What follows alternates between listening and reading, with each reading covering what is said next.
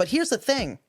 Is that all the stuff that I was doing the start of the year is what I need to do to feel good. I've never felt so good in my entire life. The times I feel the best is when I'm taking care of myself, I'm exercising, I'm staying off the alcohol, I'm staying committed to my word, and I'm doing exactly what I say I'm going to do at all times, and I'm being consistent with it. And then when you look at yourself in the mirror, you go, that's a motherfucker that I'm going to go to battle with right there. That guy right there in the mirror. And then you got yourself. You have your, I know, I have fucking goosebumps from I'm going to run through a fucking wall right now. Let's fucking go. Shut her down, folks. It's been a great podcast. This fucker. It's interesting what you get. When I was fat and drinking myself to death, nobody said a fucking thing to me. Start getting healthy.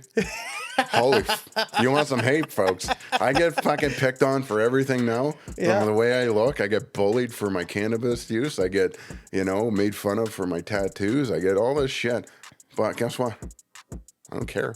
Because I'm fucking good, man. I love who I am today. I can say that 5 years ago, but I love who I am today. I'm my true, authentic self. I got a great tribe. I got, I'm out living my best life without destroying myself. Yeah. And never thought in the world that I could be happy and engaging in my true self without alcohol. Right. But you can.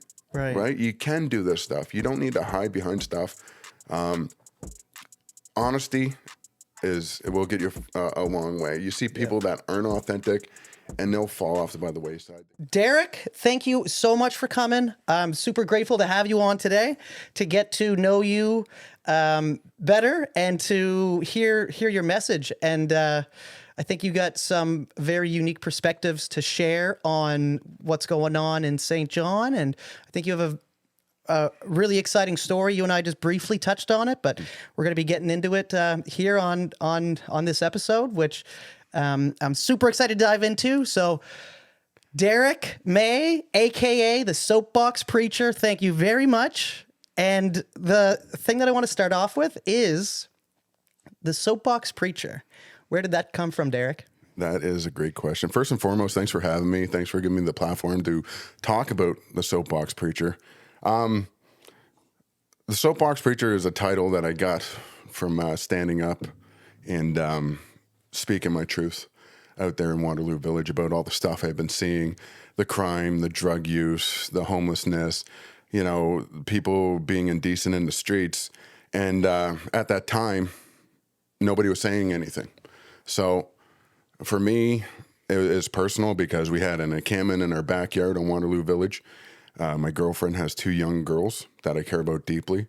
I care about my girlfriend. I also have an older daughter who is 19 this month, and she lived a life in an encampment down in Halifax. So it's pretty heavy to deal with. So the Soapbox Preacher started out as me wanting to understand what exactly was going on. I got up there. We seen some people saying some colorful things. Ryan Gilmore was out there. He was in the trenches with me. He was very vocal. Yeah. Yep. Still is. Still very vocal. Still is. Yeah. His delivery is a little different than mine. Yeah. I show compassion. I try to show people love and accountability and stuff like that. So, I got up there and I just started complaining about the stuff I was seeing. And, Brent Harris, Councillor Harris. Yes. Okay. He's from the St. John Tool Library. And, he called me a soapbox preacher, and I was offended. And I was like, yeah, well, that's what I'm wondering, right? Like, what does it mean, the Soapbox Preacher? And now you have a box with it, too, that says it on it. You have the briefcase? I have a briefcase. That was a shout-out to my friends at Matote Art Gallery, Craig Gower and Abigail Reinhardt and Tyler LeBlanc out there. Craig Gower made that box for me. So that's cool. It was pretty neat. But getting back to the origin of the Soapbox Preacher, Brent Harris called me a Soapbox Preacher. I was offended by it. And I'm like, that's a really fucking good name. That is cool. So now I just started using that tagline. So is it on the premise of like cleaning things up? Is that kind of what you see with it now that because I have a feeling you've thought about this even more on what the meaning behind the Soapbox Preacher is. And I mean, it could have like that metaphorical kind of, I have the Soapbox Preacher that you're preaching a message to clean things up. Yeah. Let's get things organized. It's like, let's clean up the mess. Right. So soapbox preacher has a derogatory meaning, right? Crazy dude, flamboyant, gets up there and talks about political issues. Nailed it to a T. That's what I am. So if I have a platform to let people know all the stuff that I've learned over the last 10 years of my journey and get that out there, like being accountable to yourself, your family, your community, stop lying to people, being honest, take care of yourself, exercise, be a good man. You know, just minor stuff that you need to change in your life. Just minor, right? Man, well, all those points that you just hit are extremely important. Being accountable to yourself, taking care of your physical health, of your mental health, and all of that it seems like common sense, but it's fallen off the wagon of what's important for people.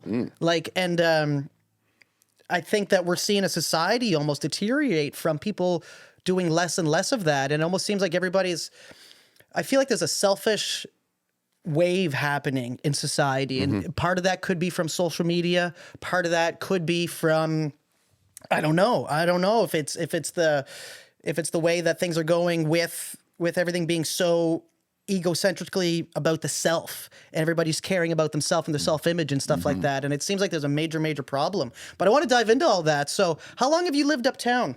My girlfriend lives uptown.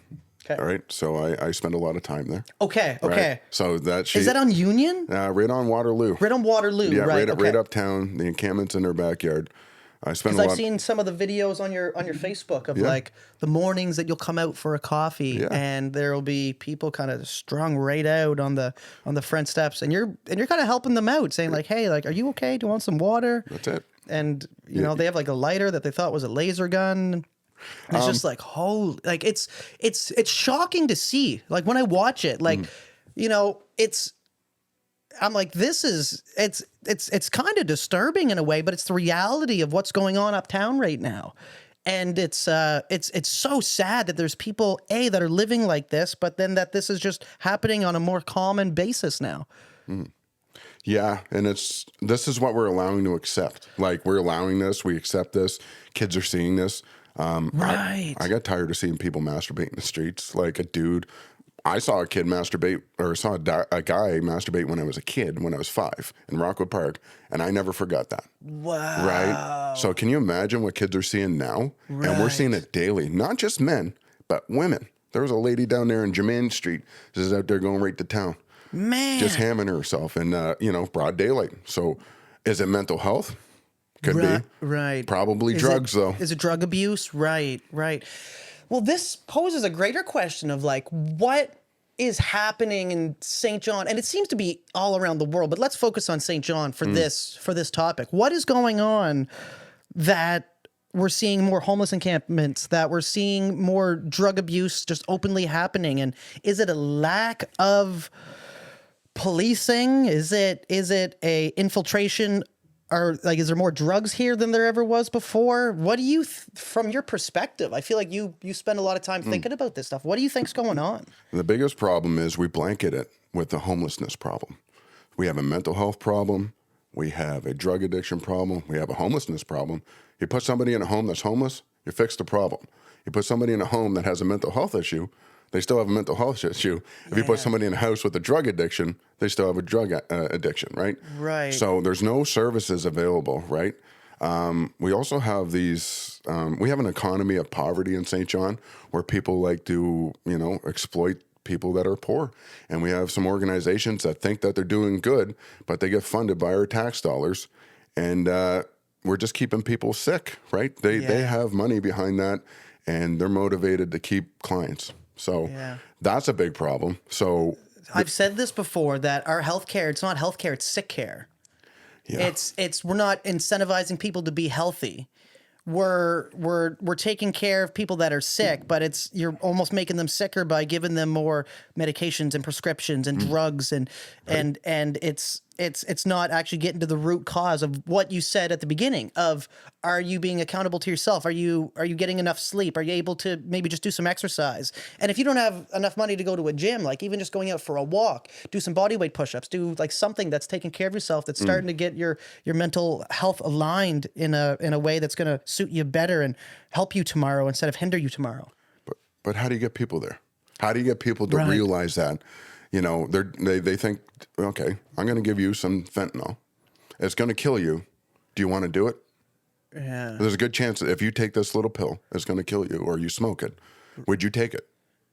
I'm asking you as a person. No. Well, there's people out there that have died multiple times from fentanyl, and they're out there smoking it daily. That's another scary thing too, and then there's the fentanyl that's just in the casual drugs. Well, not casual drugs, but let's say something like cocaine or something like that, right? Like there's the people that are just kind of going out with some friends saying we're going to have a fun night tonight, get a little bit of that. And then all of a sudden people are dying because of the fentanyl that are in some drugs that people were choosing to use on a night where maybe their friends were doing it. So they did it too. And like that scares the living daylights out of me. Right. Cause it's like, that's terrifying. And well, don't do drugs, folks. Don't do drugs. That's the first one. Right. Don't do drugs. That's a good self-care tip right there. There we go. We're talking about, taking care of yourself, and people ingest ultra processed foods. They take in too much content. They're disconnected from people, right? And we just came through COVID where we've been separated, and people are still stuck in there, and they're depressed because they don't have their tribe. They're trying to find something out there that to fill that void. It's either drugs, drinking, gambling, fucking, whatever it is, to fill that earthly need to make you feel good because they hate yourself. Right? Yeah. People need to start telling themselves the truth, right? You know, I used to drink 30 beers a day and polish it off with a bottle of whiskey. That wasn't self-care. I thought I was doing great. It was awesome. Feels good at the time. Yeah. Got me to 400 pounds living in a basement. Lost my friends, lost my job, lost everything, you know. Well, I know what's not good for me, right? Right. So right. only I could decide what's good for me and what's not good for me. I can't tell you what's good for you and what's not good for you. Right. But I can suggest, hey, maybe you shouldn't drink 30 beers a day. Maybe you shouldn't do fentanyl. Maybe you shouldn't, beat up on your wife or kids and stuff like that, or steal or whatever it is. Right. And a lot of that causes that unethical behavior too. It's just because your body starts to just almost crave these substances, and you'll do anything to get it, and you start lying, and it's a vicious cycle, man. It's a vicious cycle. And the sad part is like it can happen so slow, people don't even realize it's happening to them. And it seems so subtle, and people feel like they have control until they don't, and they realize they don't. And then you're in an even darker spot. What point, Derrick, for you? So you said you'd polish off 30 beer and then a bottle of whiskey. Yeah. When did you realize that, or what made you change? Like, what was the pinnacle point? What was the moment? The TSN turning point was January 3rd, 2019. TSN turning point. Yeah, it was out there. I was watching Joe Rogan podcast, and David Goggins got on there, and I throw on the TV. I got 400 pounds on me, right? Like, just Goggins. Yeah, I'm sitting there, and he's like, I used to be a fat fuck. And then I started taking accountability. I stopped lying to people, stopped lying to myself. I'm like, he's like, no one's coming to save you. I'm like, that's a big ass, David. But you're right. I got down, started doing burpees that day. I took a video of myself doing it, 400 pounds, doing burpees. I got 5 off. I felt like shit. But then I was like, you know what? I got this. What do I need to do? I need to get my life in order. I need to handle my shit before my shit handles me. I didn't do anything with all this stuff. I let my life fall apart. Divorce, fucking bankruptcy, lost everything because my mental health was suffering. But I was like, no, I'm good. I didn't talk about it. I'm good. I'm going to drown myself in booze. I'm going to drown myself in women. I'm going to be busy at work. I'm going to do all the things that earthly to make myself feel good. But when all that shit goes away and you don't have the money to do that stuff, guess what? You're stuck with yourself and all the stuff that you created for yourself. And it's your responsibility to get out of it. You ate yourself there, right? Walk yourself out of it, right? You drank yourself there. Stop drinking. Yeah. What do you do? So that's how I did it, man. I just had to change everything about my life. Man. I didn't do it all at once. Of course not. No, man. It takes time. It's like turning a ship around. Even harder. It's even harder than turning a ship around. Yeah. Well, it was first off, it was accountability, right? No one told me that I couldn't do this shit. Yeah. Right. Sorry. No, it's all good. So it was a David Goggins podcast that spoke to you. Joe Rogan. He was on David Goggins. Right. Sorry. Yeah. So the Joe Rogan podcast that had David Goggins on there. And I think I know exactly what episode you're talking about. Probably the first one. The first one that he was on. When he was talking about his book, Can't Hurt Me. Now you dive into that book, man. And I think I got it right behind you. Really? I have it right up there. There's Goggins. There it is right there. There it is right Can't there. hurt me. Yeah, right yeah, there. yeah. It's literally right behind you. That's a must read, folks. You get the audio version of that, and you get David's commentary on stuff. Can't Hurt Me, Can't Hurt Boat Crew 2, and the stuff he gets into. It's deep, man. And then he's talking about the way he was raised and the shit that his father did to him. And just, I mean, every time I read a chapter of that book, Derrick, I feel like I need to go out for a run. I don't know if it's the words that I'm reading causes some type of anxiety in me or something. It's like, holy shit, I need to get out and move. Right. I need to. And like, it's hard to sit and read it because I'm like, I need to get up and do something now. I recommend listening to it on on audio, right? Because I feel the same way. When you get David Goggins' motivation, I feel like I could run through a fucking wall. Yeah. And it's just like boom, and then I'm like, okay, but of course, it was just a straight success story from there, right? I didn't, deviate from the plan. I just went straight. No, of course not.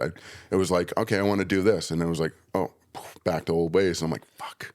Right. And then everybody thinks it's a linear progression. It's not. But success, ups and downs, life, ups and downs. What the fuck are you going to do when you're down?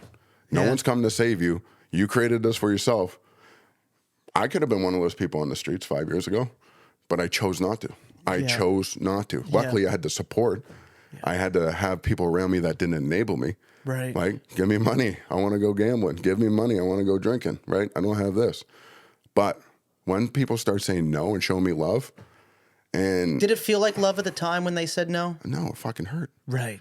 Because I'm like, because it was a judgment and on it myself. probably hurts for the person saying no too. Like I've been in a position where I've been the one asking, and I've had friends ask me too.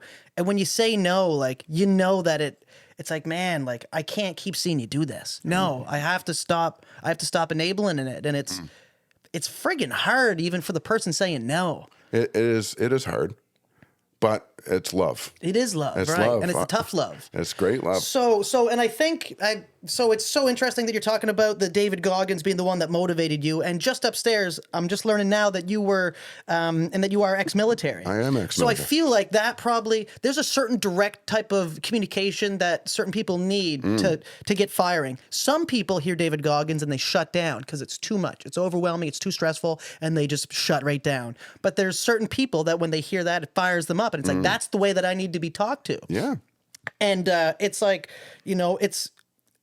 it's the reason that I'm in the group that I'm with in real estate called the Wolf Pack. The people that are in there and our mentors are direct communicators. Here's exactly what you need to do. Right. And if you're not doing it, and if you're not successful, it's your fault. Right. That you're in control. And it's like, most people don't want to hear that. Most people don't want to be talked to that way. But it's like, there is a certain type that does, and it attracts certain people, right? So I find that so fascinating that it was the David Goggins, because he is, I mean, you can't get more direct. He cuts right through all the bullshit. He does. And you need to surround yourself with friends that are going to tell you the truth. Yeah. And I have some amazing friends, man. My friend Brody was the one that got me thinking about, asking him for money. He's like, what are you spending it on? I'm like, oh. And he's like, yeah, no. I'm like, all right, my problem is my problem. I'm going to make it. I'm not making it everybody else's problem now.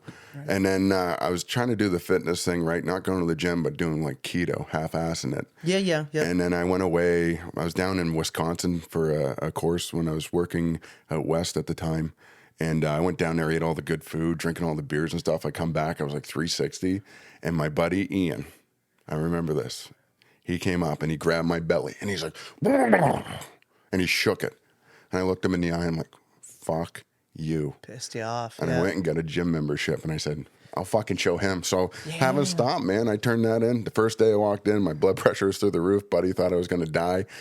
And I'm like, I'm doing this. Yeah. So fitness got me out of it, right? That's one thing I could do. Was it perfect? No. Did I go to the gym? Yeah. Did I go to McDonald's right after the gym? You bet I did. Right. But you learn these things. Right. But at least it started you one step in the right direction at a time. Exactly. Man, there's so much stuff kind of going through my head here. It's so hard to get moving when you've let yourself go. Like, I find, so just like you said, success is not a linear path. And I was actually thinking about this morning. And it's like the start of this year, I did 75 hard. The first 2.5 months, I was not drinking. I was exercising every single day. And then once that finished, ran a couple marathons. And then I was like, I'm going to give myself a little bit of grace here and kind of take my foot off the gas because it's exhausting. It honestly is. But here's the thing.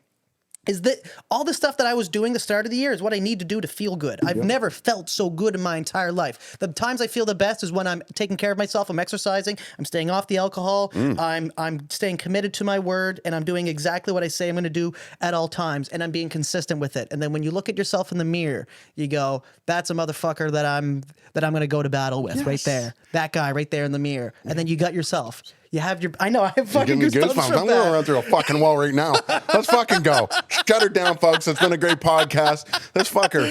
Holy fuck. So then when you take your foot off that gas and you don't feel as great, but you're still kind of like, you know, you're still that person, but you're like, I'm going to give myself a little bit of a break. It's hard to get moving again, even after a couple months, man. Even after a couple months. The fact that you motivated yourself after letting it go almost to a drastic point. Morbid obesity. Okay, morbid obesity. I didn't want to say it, but like, That's yeah. fine. I'm comfortable. But the fact that you fought the way back, man, is so incredible. Because that's the hardest part, is realizing that you're so kind of far behind, but then just getting started. And I think the fact that you did that makes it so much more impactful when you go around and preach and talk about what you're talking about. Because you're not just lecturing people, you're talking from experience. Yeah, I practice what I preach. Right. This is what the whole thing is, right? I love being a good dad. I love spending time with my kids. I work on my mental health. I work on my fitness. I eat right. I don't drink alcohol. 610 days sober. Damn, congratulations, Thank man. you. That was one last thing that I was working on. You know, I do consume medical cannabis, which is a prescription, which allows me to do other things rather than sit in my basement and drink beers and feel sorry for myself. But you're right, man. It takes an enormous amount of effort, right? But people are so... I guess weak right now. Soft, man. Soft, yeah. And they're just like the first sign of resistance, they fall. And you see these men, and I'm talking about, there's a certain culture of men in St. John that we're seeing that love to pop off at the mouth, but I like to call them paper tigers, man, because as soon as they get wet, they fucking crumble. Yeah. And we're seeing this, and this is causing a systemic issue in St. John. We got a bunch of people out there making babies with guys that can't provide for their family. Yeah. And it's increasing the poverty rate. So it's my job. I feel obligated to tell people that you need to handle your shit. Yeah. I'm doing it. Look how far I came. I wasn't perfect. I'm not saying that I'm perfect, but I'm saying there's a way out of it. And you got to own your shit. Self-accountability. It starts with right there. It starts with saying that you can't point. Everybody wants to point fingers, right? Oh, the culture's wrecked and the city is this and there's, you know, and pointing fingers at everybody is an easy way out. And yes, there is all kinds of issues, and we could sit here and talk about them for days. But it's like the way that these issues get fixed is by people fixing themselves. And it's like, how do you motivate people to do that? How do you? I guess it's just by spreading the message, Showing them. They don't know better. There's people who like. I love fucking with people, right? Like, it's easy to get angry at people. Oh man, it's easy to get angry. It's fun. It's fun to scream and yell at somebody, right? You're having a bad day. Someone cut you off in traffic. How many times? Yeah, man, you almost want them. Someone cut me off. Somebody like... I fucking dare you. I used to have bad days in my early 20s and like just filled with rage, and I didn't know what to do with it because I wasn't exercising properly. I wasn't doing the stuff to take care of myself. And I remember like I'd walk out of a store and I'd just look at my car and I'd pray that there was someone breaking into it. Just give me like just something. Let me just let it out. Just give me... Yeah. And that's good. You know, it's good to have that. But there's a balance, right? You need to have that as a man, right? I firmly believe that. You need to have that. You need to learn to control it. Right. You need to be a gardener and a warrior in the garden. Yeah, a warrior in the garden, 100%, man. And the older I get and the more I kind of learn about myself and about it's like how to manage the anger. And a lot of the anger just came from unburnt energy. It was just I'm not exercising properly. It was like a lot of heavy drinking, and that led to just like hangovers, and then I'm fighting through the day trying to be my best self, but then I'm like not, and I'm a little bit edgy with people, and then that pisses me off because then I'm like, I know that's not who I am, but I spoke to that person wrong, and now I'm even more upset because I'm thinking about it. Now I'm in this downward spiral for this weird thing. And like you said, success is not a straight line, man. It's for everybody it's different, for one. Yeah. But it's if you're pushing forward, you're going up, and then there's times where this, like, I look at it almost like a stock for some reason, and I look at myself sometimes as a stock. Absolutely. It's like there's times where this stock is going up and everybody's rallying behind it, and then there's times where it's like, okay, what's going on? Things inside aren't going too good, and we're kind of spiraling downward a little bit. But then, like, right before, I always try to make sure that I'm pulling this ship back up before I get to my last lowest point. So it's like I'm always looking to rise higher than my last fall, kind of deal, right? Yeah. Always looking to pop off at the right times and just keep moving forward, because life isn't linear. No. There's never just this constant win, win, win, win, win. That doesn't exist. That's the problem. People think it does exist. That doesn't exist. And in fact, it's mostly loss, loss, loss, win. That's what people hear about. That's what people see. And they go, oh, he's so lucky. And it's like, well, there is a ton of shit behind the scenes that most people don't even talk about, right? Well, but I think that's the important part, is to talk about this stuff. And social media has got just flashing the best sides of people's lives. Small bit. They see my 8-week transformation that took 5 years. Right. So you got to surround yourself with people that are going to get you where you're going, right? You always got to have somebody up here, right? Yeah. Where you want to be. Right. And then somebody who solved the problems that you're looking to solve. And then, or just start talking about stuff. People like to think they have the solutions because they know themselves better, right? Yeah. Right, than anybody. I know myself better. I know myself too good. I don't need someone to tell me what I need to do. Yeah, but you also lie to yourself, right? A lot. And that was it. You're just lying. And, that's what it comes down to. Lying is not going to get you anywhere. You do it to make yourself feel better. Oh, 5 more minutes in bed. Get up. Get moving, right? It's that's the problem. People see all this perfection and they don't see the work behind it. You say loss, loss, loss, win. I say lesson, lesson, lesson learned. Exactly. Right? Exactly. Yeah. Right. So I've learned lesson learned. I was a hard learner, man. I heard. Oh yeah, yeah. Oh, like it's like, don't touch the stove. Touch the stove. It's like, I don't learn by someone telling me what to do. I need to mess it up. Yeah. I need to get right in there and screw it completely up, and then go, whoa, okay. That's the real repercussions, and this is why we're not going to do this again. I can't just take someone's word for it. Now I'm getting a little bit better at that. Growing up, it was just, had to learn the hard way. And you get that to a certain age, like you lose that insecurity as a man. I'm about 10 years older than you. I'll be 42 this year. Yeah. And, coming with that, and I knew how insecure I was as a man. Even in the military, I was like, fuck, if anybody finds out how much of a pussy I am. Right. Yeah. All this stuff that I've been doing, destroying myself, but going out there, putting in the good work, right? Providing for my family, but being a total fucking savage, right? It was part of who I was, or who I thought I was. And then I was like, what is a man? Right. What is a man? Around here in St. John, the goal is, or for being a man, is provide for your family. And that's it.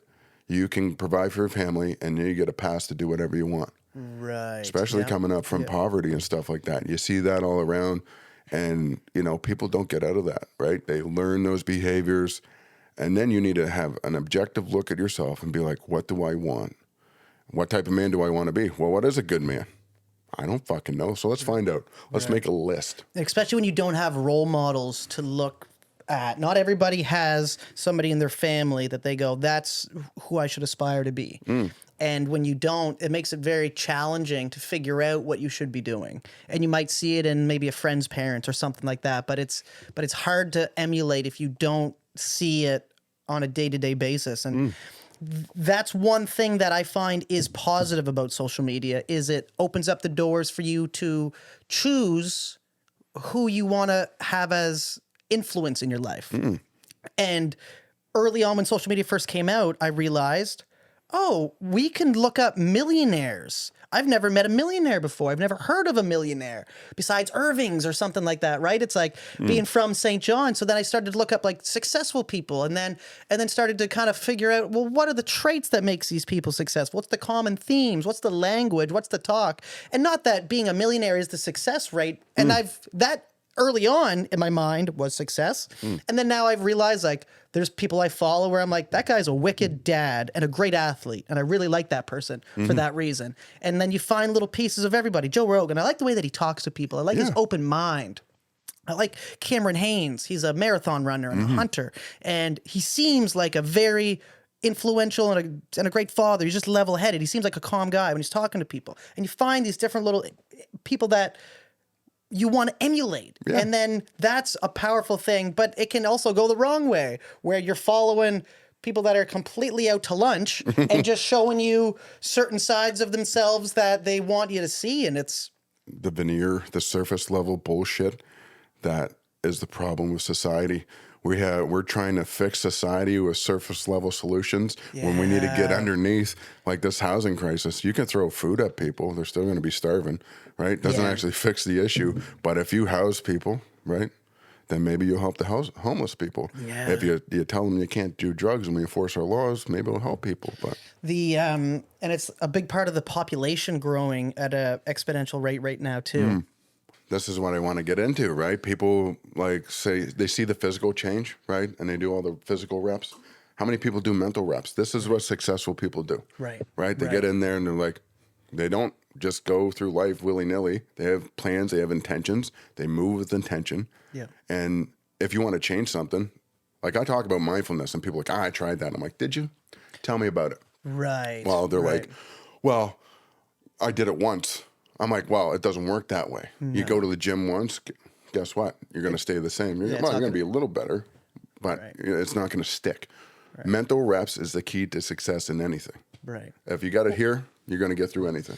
Yeah, no, absolutely. Because that's the operating system for everything else, right? It all starts up here, and it's, excuse me, a lot of it is the self-talk. A lot of it is, it's like, so the mental reps on even just speaking to yourself a little bit better. And a lot of people have a voice inside their head that isn't even theirs. Yeah. It's a voice in their head of maybe a tyrant grandparent or a father or a mother or somebody else's voice that was, or a teacher or a mentor or whatever it was, somebody that instilled some, maybe it's friends or bullies at school, but like you get these voices in your head that aren't even your voices, but then it's like, I still have it. Like I have a tyrannical voice inside my head that I'm always trying to just like get it to relax a little bit.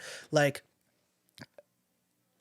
it's like, you know, you're not doing enough. You're not like, if I'm not doing 100%, if I'm not absolutely exhausting myself, sometimes I feel like shit. And I'm like, why am I not pushing harder? Why didn't I go for a run today? Why didn't I go a little harder at the gym? Why didn't I eat that extra or have a protein shake before bed? And it's just like, but like that can drive you crazy and you have to learn to silence that. And the way that I do is through a little bit of exercise, but then also too, just by learning that it's like, that also is just some thoughts I'm having and those thoughts aren't me. Right. And I can disconnect from that and say, even though I think that for a second, I can rewire that and say, but I'm still doing very well, and I still got this done today, and I still did these things, and like having grace with yourself, which is hard, man. It's hard to start that, but it's important, especially for a man. Men in particular have a hard time accepting anything that they deserve. Right? You worked hard, but you're going to put everybody else first because this is the role we've been put in. Shut up, go provide, don't talk about your feelings, right? Right. But the thing is, we're human, we have feelings, we need to talk about it, because if you don't, you'll wind up in a basement, right? Or living in a van down by the river, whatever you want to do. Diving into a bottle. Trying to find the answers at the bottle. But the answers are within. You need to love yourself. Yeah. How do you love yourself, right? I didn't always love myself. I fucking hated myself for a long time. Right. Because I wasn't accepting love from anybody. Because I didn't deserve it. But that switched when I started telling myself, it's okay to be loved. Right. It's okay not to drink. It's okay to love yourself. It's okay to set boundaries. It's okay to say no. It's okay to hurt people's feelings if you tell them the truth. Right. But you don't lie to people. You don't have to tell the truth, but just don't lie. That's a Jordan Peterson. Absolutely. Yeah. Another guy that changed my life, man. These books. that book, 10 Rules for Life. 12 Rules for Life. 12 Rules for Life. Thank you. Yep. It was great. And this is another big one. Too? I got that upstairs. It's somewhere in the house. About the preacher, right? Make your bed. What are you doing for yourself? What are you doing for your family? What are you doing for your community? You can't do anything for your family or your community if you're a mess. Right. Yep. So clean your shit up. Yep. Quit being a slob. Yep. Clean up your area. Your family, work on that. Are you being a jerk today to your family? What did they deserve to have all those projections of anger on them? They didn't do anything. It was some asshole that said you couldn't 20 years ago or whatever it is. Yeah. Those voices in your head that convinced you that you're not worthy of love. Right. So it's a lot of fucking work to be a good man, but It's a lot of work, man. It's a good lot man. of work. It's a lot of work just to feel good. Just to get yourself to a point where you feel good about yourself. And then once you're there, you can kind of pass that on a little bit. But that's a lot of work to get to that point. Yeah. And that's the thing, is that this stuff that we're talking about, it's not easy. And I think some people can look at somebody who's feeling good and think, oh, look, they got it all made. Look at this person. They got it all figured out here, you know. Yeah. They had a good break, or they had Perfect. good parents, or they had the right this or right that. But a lot of the times that's not the case. A lot of the times the people that are walking around feeling good have done an immense amount to earn it for themselves, and that's why they can walk around the way that they do. And in fact, the people that get it from, let's say, that have successful parents, they're normally a wreck. People that just get stuff handed to them. yes. Like, it's like you see, like, you know, celebrities, kids and stuff like that, like just train wrecks of people. We're seeing a generation of it, dude. We're seeing a generation of it. It's called the Nintendo generation. And we're seeing studies coming out from the U.S. military that kids are so soft. Look, we used to go outside and play and fall down and break our bones and shit. They're getting into the military and they're being broken as soon as they get through basic training because their bones aren't dense enough. Oh, interesting. Because they're lazy. Right. So I have parents come out all the time and ask me to motivate their kids. In particular, I have this one lady that came out. She had her son living in the basement, 450 pounds, 25 years old, girlfriend living with him in their basement. I said, okay, so what are you doing? Well, what he comes up and he gets food whenever he wants. I'm like, okay, well, you got to stop that shit. Oh, he's got a cat that shits all over the place. Well, guess what? Get rid of the fucking cat. Right. You got a girlfriend that doesn't pay rent at the house? Kick her out. He doesn't have a job? Stop feeding him, right? Yeah. He's 450 pounds. He ain't starving. That's the tough love part, right? Yeah. That we were talking about earlier. And like I was saying, it's hard from a friend to say no. Imagine how hard it is for a parent, but that's the tough love, right? And it's like, so I understand there's a generation of people that are kind of soft, but it's like, is it just that generation's fault? No. Is it the way that they're being raised? Is it the environment? Is it the stuff that's surrounding us on TV, on the social media platforms? And everybody feels like they're entitled to some type of... I feel entitled more than ever before. Everybody thinks that, like, they should be getting the $1 million job, or they should be like... Everybody just feels like they should be getting something from somebody. They're entitled to it. But what They're I've learned enabling. is nobody's entitled to anything. No. You're not entitled to anything you have not earned. You're going to get exactly what you deserve. Exactly. Right? You And go- that's hard, man. That's hard for people to hear. No, they go, I love lobbing it in, right? I love telling people straight. They got a problem, I'm going to fucking give it to you. I'm going to tell you, you probably shouldn't be doing this. They don't like to hear that, but it'll make them think. You start cleaning up your room, right? Yeah. And then people are going to judge you and be like, what, you think you're better than me? Right. No. But then they're going to be like, they're going to start cleaning up their room. So this is a little part of it. I put all my stuff out there, right, to show people you can do it. You don't need to hate on yourself. I used to be like you. I used to be like, I ain't doing enough. When I got back home 3 years ago, I was, retired, got my own place, got nothing to do, right? I'm going to live a world of excess, living the dream, and I was fucking miserable. Yeah. So then I did something impulsive, and I'm like, you know what, man? I'm going to do something for somebody else. So I found this guy, John Wood, who's got Duchenne muscular dystrophy, can only move his eyes and his tongue, and he's up in Oromocto. And he started the John Wood Foundation. He was inspiring other people to get out there and do other things and helping people with serious disabilities. Here I am, feeling sorry for myself, totally able, got the world by the balls, and feeling alone and feeling sorry for myself. So I decided to do a walk for him, and just sporadically, 500-mile walk in the summer of 2021. I just went out and started walking miles every day, doing videos, starting cutting promos like I do now, which were horrendous. I look back now, I'm like, okay, this is where it started. But people got behind it and rallied behind me. I raised $10,000 in 53 days for them and completed a 500-mile walk, and everybody got behind it. And I was like, fuck, there's something to this. We can use social media for good after all this stuff we've seen for the COVID. And when I was doing it, man, I'm telling you, I was 328 pounds at the time, didn't do cardio, just set out, walk 500 miles in 53 days. That's wild, man. That's wild. Just because I thought I could. Right. I didn't know I could, and I just did it. Was it tough? Yep. Do I want to do it again? No. Some interesting stats. There's 1 million steps in 500 miles, so if you ever wanted to count to 1 million, walk 500 miles. 500 miles. Yeah, about that. That's a long haul, man. It was cool though, but from that gave me a sense of purpose and direction. But when it was done, 500 miles in how many days? 53. So it's about 10 miles a day. 10 miles a day. Wow. 325. So it's like a half marathon every day pretty well. You were walking. Oh, I was eating crazy amount of calories. Like You'd have to. I ate 137 cinnamon rolls. That's the fun part about burning so much energy and calories is that you do have to replenish it. And that kind of like feeding frenzy can be a little bit fun too. I was eating like shit though. I was eating processed foods and I felt like poop. Right. You know, luckily I met my friends at Simply for Life. They're all about whole foods. And shout out Simply for Life. Yeah, what's up? 643 Rossi Avenue. Bruce and Claudine. Absolutely love these people. They changed my life. They saved my life. I was going in there casually. I brought you some of their food today, but it was a taco bowl, right? Fiesta Taco Bowl. Taco Bowl. That's going to be my lunch. I normally fast until about like 12 to 2 o'clock. So that'll be what I break my fast with. That's awesome, man. It's like protein, 35 grams of protein, low carb, and it's delicious too. So they have those meal preps there, but they had I noticed when I started going there and eating the food, I felt amazing. Processed food was making me feel like shit. I was going by the old way of 0 calories, no sweetener. Like I used to drink Diet Cokes like crazy. Because you thought 0 calories was good, That's right? okay.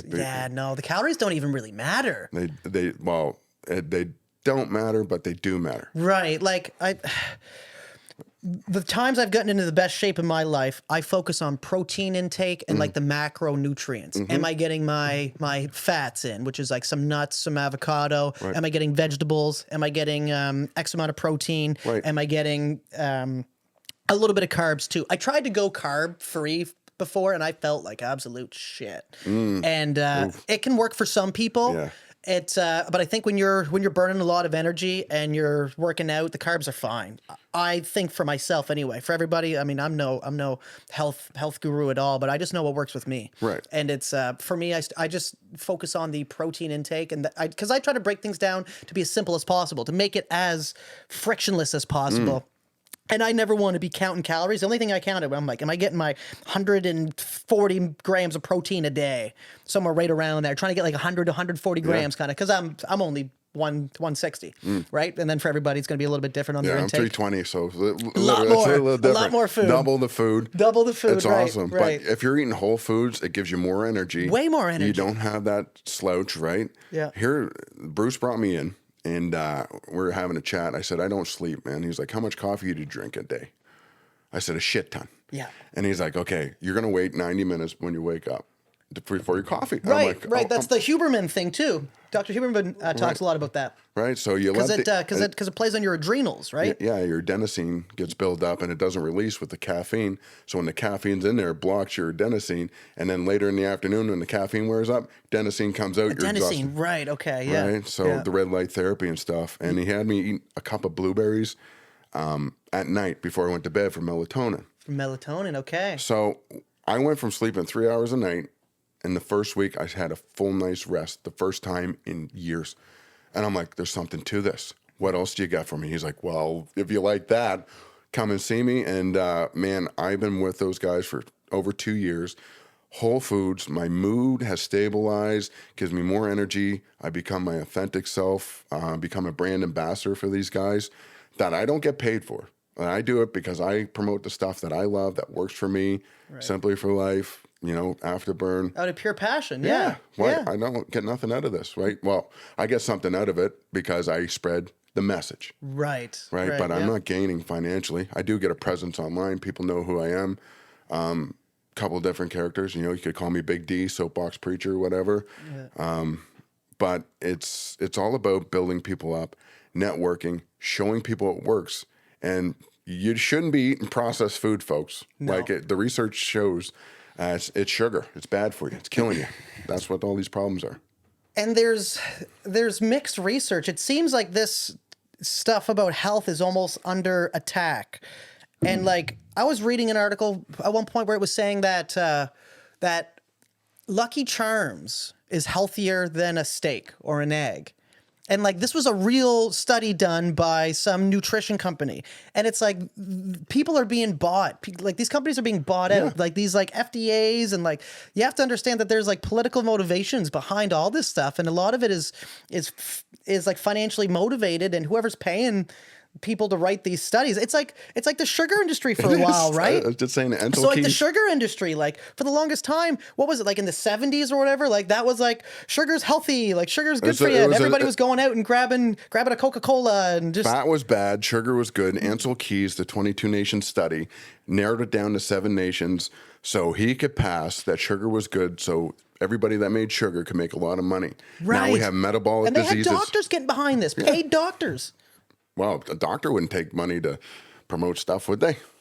No, Definitely not. 100%. Everybody's financially motivated, right? You know, and that's a portion of society that people don't even want to admit or don't even want to buy into or believe. Because it's like once you believe that, then you go, well, how deep does this go? How deep does the corruption go? Oh, it goes- If you're telling me that the doctors are willing to write fake articles that are going to actually make me sicker because they're getting paid more? Did you hear the term type 3 diabetes for the brain, right? So Not yet, no. So it's dementia, right? And there Okay, was a podcast on it on Joe Rogan, but the guy goes into it, and there was a study, paper published by doctors in 2006, where all this research around dementia, right, was based on, and it turns out it was completely fabricated, and all the studies that went behind it were thrown out. So billions of dollars. So money, yeah. Look, if you want to find intent, follow the money, right? Who has the intention? I'm not motivated by money. I'm motivated by experiences, right? I love that. I love that. Exactly. Motivated by experiences. And some people will say, well, you need money to have good experiences. Not necessarily. No, you don't. And it's funny because a friend of mine, we've had this conversation before where like, it's like, why are we working so hard? It's like, well, so that someday I can, you know, live on a beach or like go on vacation and like, you know, kind of like step away from all this. It's like, you don't need money to do that. You don't need that much money to do what we actually want to do. It's this weird, we're in a weird kind of system that's, it's so, it's hard to get ahead for one, the taxes in Canada, all this stuff. And with the inflation and housing prices and price of fuel and price of groceries, it makes it so hard to even just live is the sad part. Makes it hard just to get by right now. But and then the cheaper options are the fucking cheaper shit food, the sugar. Yeah. Like, it's like, you know, food on a shelf. You probably shouldn't eat the stuff that's just sitting on a shelf because, like, real food doesn't last forever on a shelf. It expires. Yeah, that's the thing, right? Like, you see these check marks, they get you fooled with the illusion of health, right? The illusion of health, the right. The green check mark, the heart health stuff. Eat your oatmeal. Go eat your Quaker Oats and get, 60 grams of sugar first thing in the morning, right? Yeah. I loved this for years. I'm like, wait a minute, spiking your insulin, causing metabolic diseases on the fast track to heart attack. I had Frosted Flakes. And then you wonder why kids have ADHD. This is so good. You wonder why kids have ADHD. Their brains are getting wired with sugar every friggin'. Yeah, kids can't pay attention in school. No doubt. You just fed them 60 grams of sugar in the morning, set them off to sit down all day and listen to some adult that's not motivated most times. Look, I love teachers, but sometimes it's just not the way that like kids want to learn. But like, damn, man, there's a lot of problems. Let's fire them to school. Let's load them up on sugar, right? And send them there. And you can't sit still. Well, what's the problem? Well, probably the sugar. You put sugar on it with milk. Like, milk's nothing but... Milk's not even good. It's sugar. I can't process milk anymore. No, I don't drink dairy, man. I can't do it. Like, it just... I used to think I had really bad anxiety, actually, in my early 20s. I was like, why is my body shaking all the time? And like, why if I'd put milk in my coffee, and I always had like triples from Tim Hortons. Oh boy. Horrible coffee. And I'd be down in that stuff. And then like I'd puke sometimes. I'm like, what's wrong with me? Or if I had like a pasta with like some of the Alfredo kind of like milk sauce, I'd eat that and then I'd be sick. And I'm like, what is going on? Well, I was lactose intolerant, just poisoning myself for probably 2 years before I actually pinpointed it. And I'm like, oh, milk's the issue here. Milk. And then I stopped drinking milk and I started feeling better all of a sudden. Imagine that. And then I'm like, I drank this all my life. And it's funny how your body adapts too, right? Because as a kid, you're drinking all this processed milk and And you think it's good for you because it's on the pyramid. Like, remember that pyramid growing up that we had? The Canada Food Guide? The Canada Food Guide. And it was just like, I think pasta was like pretty well at the top. You guys should throw that out. Flip it upside down, right? Get your fats, get your meats, right? Bread, pasta, noodles. Eat bread, look like bread. That's what Bruce said. Eat bread, look like bread. That's it, man. So you can't eat that stuff. We have been eating our entire lives, right? We need to learn how to eat. We have everything in excess. We have way too many calories ready to go. We got to skip the dishes. People don't even leave their houses anymore to go get food. I love supporting local. A great restaurant that's whole food, alcohol free too. Taste of Egypt. Taste of Egypt. Have you ever been there yet? Not yet. No. It's delicious. They got beef kofta. You want to feel great, man. You can go in there. Like, I love restaurants that use the whole food. They don't have any waste, but absolutely delicious. Great prices too. I haven't found many restaurants like that. I got Simply for Life. I got Taste of Egypt. Yeah. We need to have a whole food resurgence. There's one out here in Quispam, and it's right behind the subway, and it's slipping my mind, and I want to say it, but I can't think of the name. But they do like home prepped meals kind of deal. That's not Big D's Patinery, is it? No.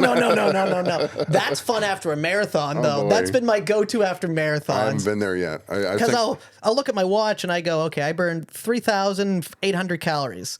Where can I get that back? Yeah. Big D's. Big D's. Let's go. I was going by that moniker. Well, I still go by that moniker. So I was thinking of nobody's taken that challenge down yet. So I was thinking putting the name up, Big D versus Big D, and whoever wins Big D gets to keep the name. Right? You got to call them and book that. Oh yeah, for sure. It's kind of frustrating. I ran a half marathon and then I was just starving, and I was like, I'm gonna go run in there and see if I can challenge that. And they actually wouldn't let me. They're like, no, not they today. They said the owner needs to be here and you have to call and schedule it. I goes, who schedules when they're hungry? Yeah, just be like, I'm hungry now. I'm starving right now. They kind of said you have to fail to. I heard. I'm willing to pay the amount, even if I don't beat the challenge. Like, I'm still gonna pay you. It's only $70. I'm like, I'm starving. Let's eat it. 14,000 calories or something. Take some food home. What? No, what do you have to lose? No, just eat it all, man. I don't know. It looks fun. I'm just saying it's for the namesake. This guy rolls in here calling himself Big D, and I think that we should have a problem. So, if I take it down, I'm taking the name too. No, but so just to get back to what you're saying, the so the eating properly, and people, I don't think even know how, because that's not taught.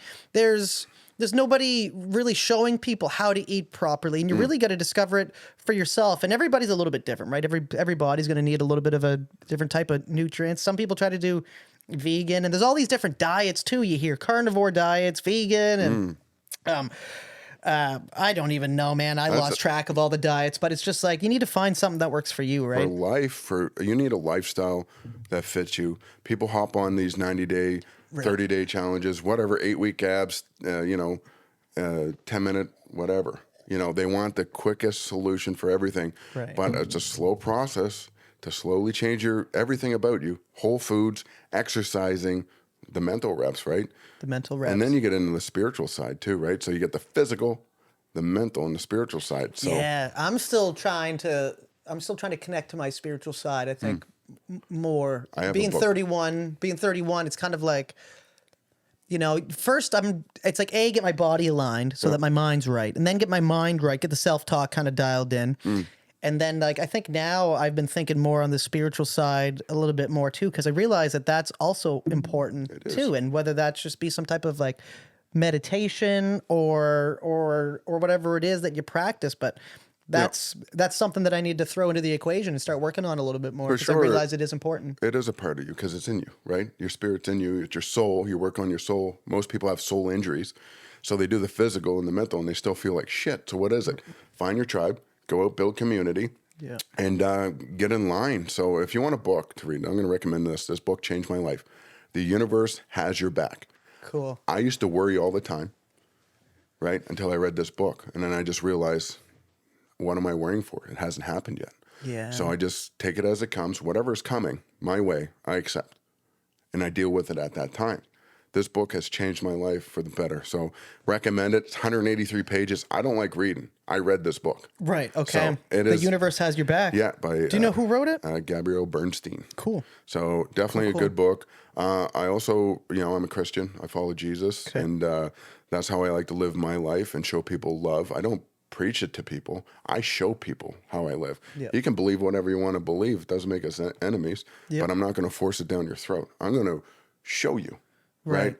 And now, I had a reservation about going to Christianity because there's a lot of people out there that are fake Christians. And I'm Right. going to say it because they just like to go to church and beat on their Bible, but not actually live a Christian life, right? Right. Right. It almost allows them to do everything else they're doing in life and almost feel Good no remorse for it or Yeah. something, right? I see what you're saying. Yeah. So you can go and be an asshole all week. You show up to church, you're absolved from your sins, right? No, man, you can serve God in your own way. You can serve the universe in your own way. But at the end of the day, if you believe that everything's going to be okay, you're going to be okay. And you get the freedom to stop worrying about the shit in your head, the people that have been talking about you from years ago that are living in your head. You let all that shit go and you can be your true, authentic self. Right. What's wrong with that? Right. That's where it comes down to. So you get the physical, the spiritual, or the physical, the mental, the spiritual health. Like the mental health, I go to talk therapy twice a month. I have a therapist. I go unpack my shit. We work on approaches. I'm not ashamed of that. How long have you been doing that?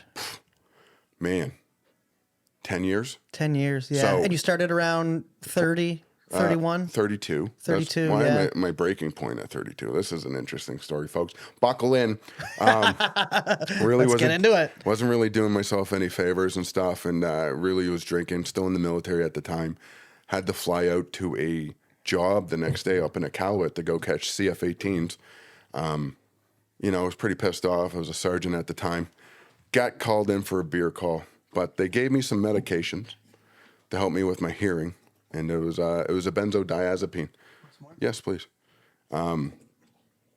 So if you guys ever read up on it, Diet. so Ativan, Ativan, okay. yeah, something like clonazepam at the time. So I was taking this stuff, and I realized, holy shit, man, this is for my hearing, helps me sleep at night. But it put me in a great mood. I'm like, I like this stuff. This is good. So anyway, they're like, don't take it and drink. I'm like, okay. I didn't take it that day. Little did I know it builds up in your system. And I drank 6 beers at the mess. And oh boy, next thing you know, I'm falling down like a drunk. Right? Okay. I get home. This hits way harder. And I could drink 30 beers, no problem. I had 6. Does it thin the blood? Is that why? I or? have no idea. No idea. Okay. Yeah. Well, I just know it was bad for me, and I was falling down. Damn. Like, boom. Somebody found me by the grace of God and drove me home. And I get home, and it's 9 o'clock. My wife is pissed at the time because I was living a selfish life.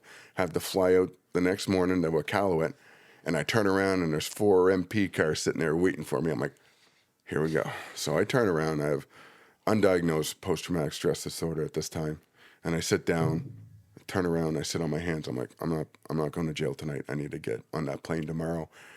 Well, I went to jail that night and had a big wrestling match with the MPs out in the dooryard, out in the PMQs. Everybody comes out and see what's up, right? Right. Totally embarrassed. Worst night of my life. And just go black. And then I wake up in the cells and I'm like, fuck. And then my bosses come pull me out and they're like, you're going to be on that fucking plane. I'm like, yes, sir. Right. So I got on the plane, went up to Iqaluit for 2 weeks. I'm just fucking shaking. And, I'm like, what am I doing? Like, I have clear issues. I went and got some help. They diagnosed me. And then I'm like, well, you're fucking wrong. I don't have PTSD. I didn't go on tour. Right. So I quit. Right. I'm like, fuck you guys. You're wrong. I'm going to go out west and make money and that'll make me feel better. Right. I'm just sad right now. Get out of this environment. Yeah. Boy, oh boy, was I wrong. Yeah. Yeah. So it's just kind of. That's like it's like the running from the problem when it's internal. It's internal. And, I went and, some people said I didn't have PTSD. I'm like, cool. I believe you. And then I went and destroyed myself like nobody's business. Like I was like, yes, give me all the money, all the time, the freedom, and I'm going to take everything I can. And I did. And it got me to a place where I didn't love myself even more. But I got out of it. So, you need to handle your shit. If you get diagnosed with something, you need to be accountable to it. You need to acknowledge it. You need to learn everything you can about it. And you need to tell your friends. And you need to not fucking suffer alone. You need to help people understand your problems. If people don't understand you, because you don't understand yourself. So how you expect other people to deal with you? So own your shit. Talk to people, folks, like men especially. Men are so stuck behind that fucking veneer of, I'm a man, I don't have feelings, but man, it's bullshit. It's bullshit. It is cry. bullshit, and it's something that people should talk about. And the more you talk about it, the better you feel, because you realize you're not alone.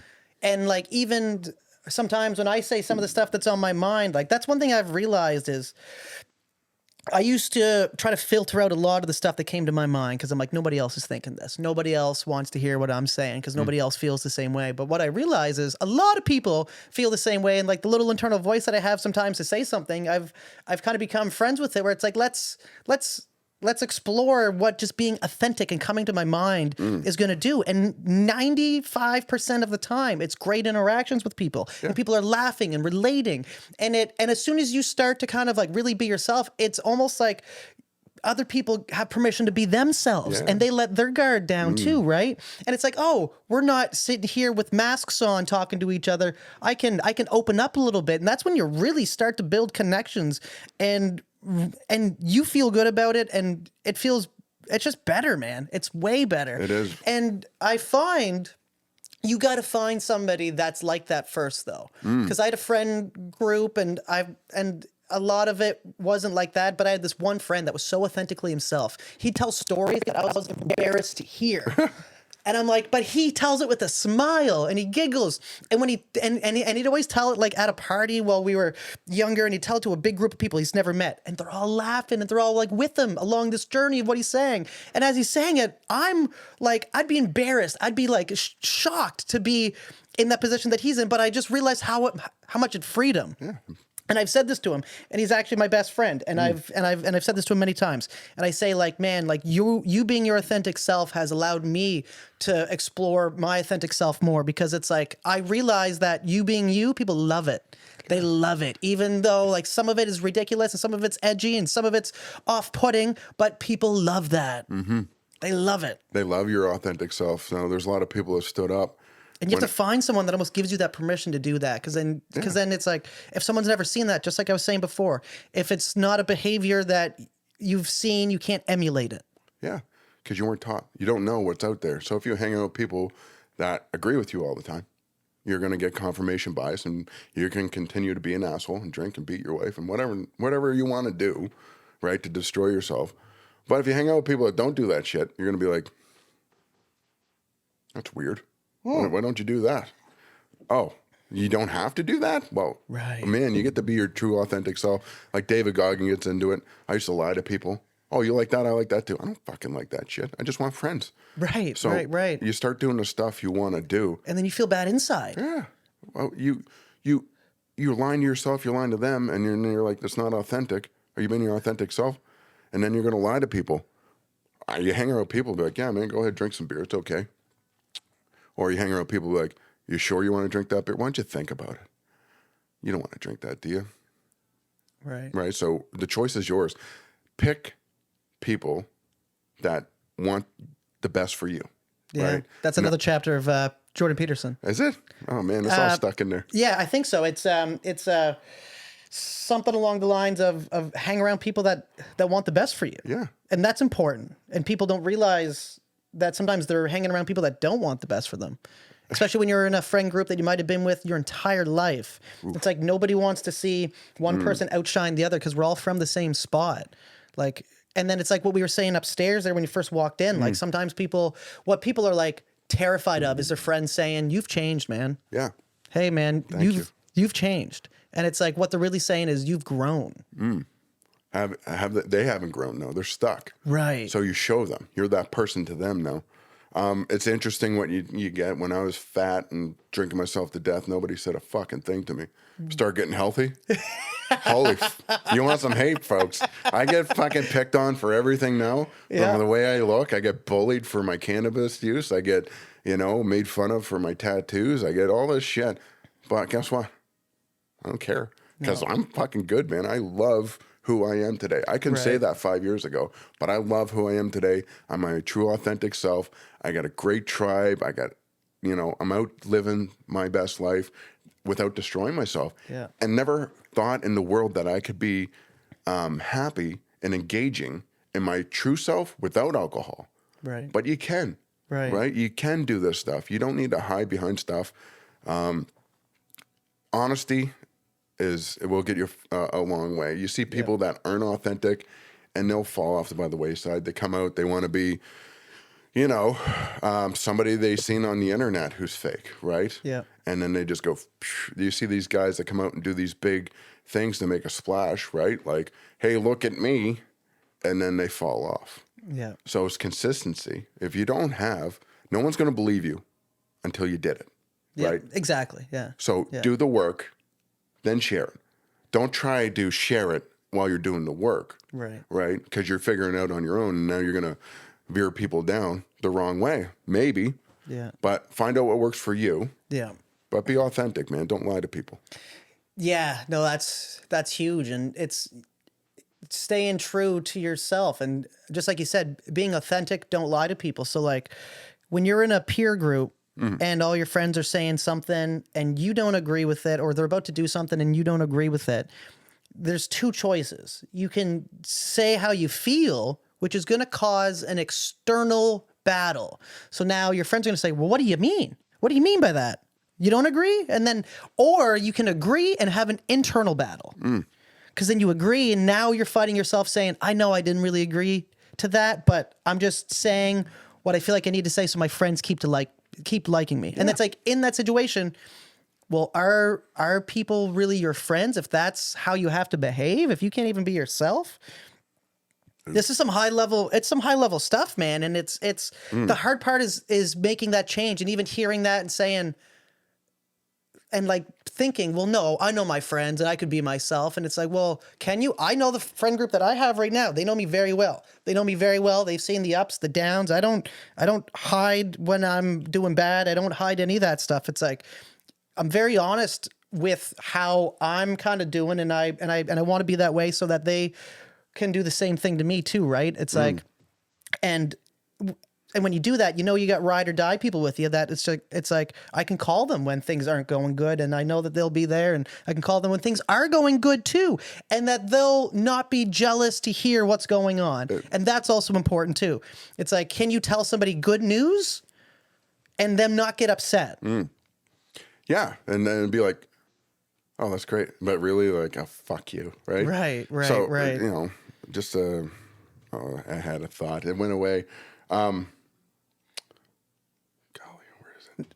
It'll come back. It'll come back. But it kind of like, so when you're around those people, it kind of corrodes the soul a little bit, right? It's misery loves company. Misery loves company, man. And you see it, and then you get that confirmation bias of, you just do what you did. I went away for 21 years.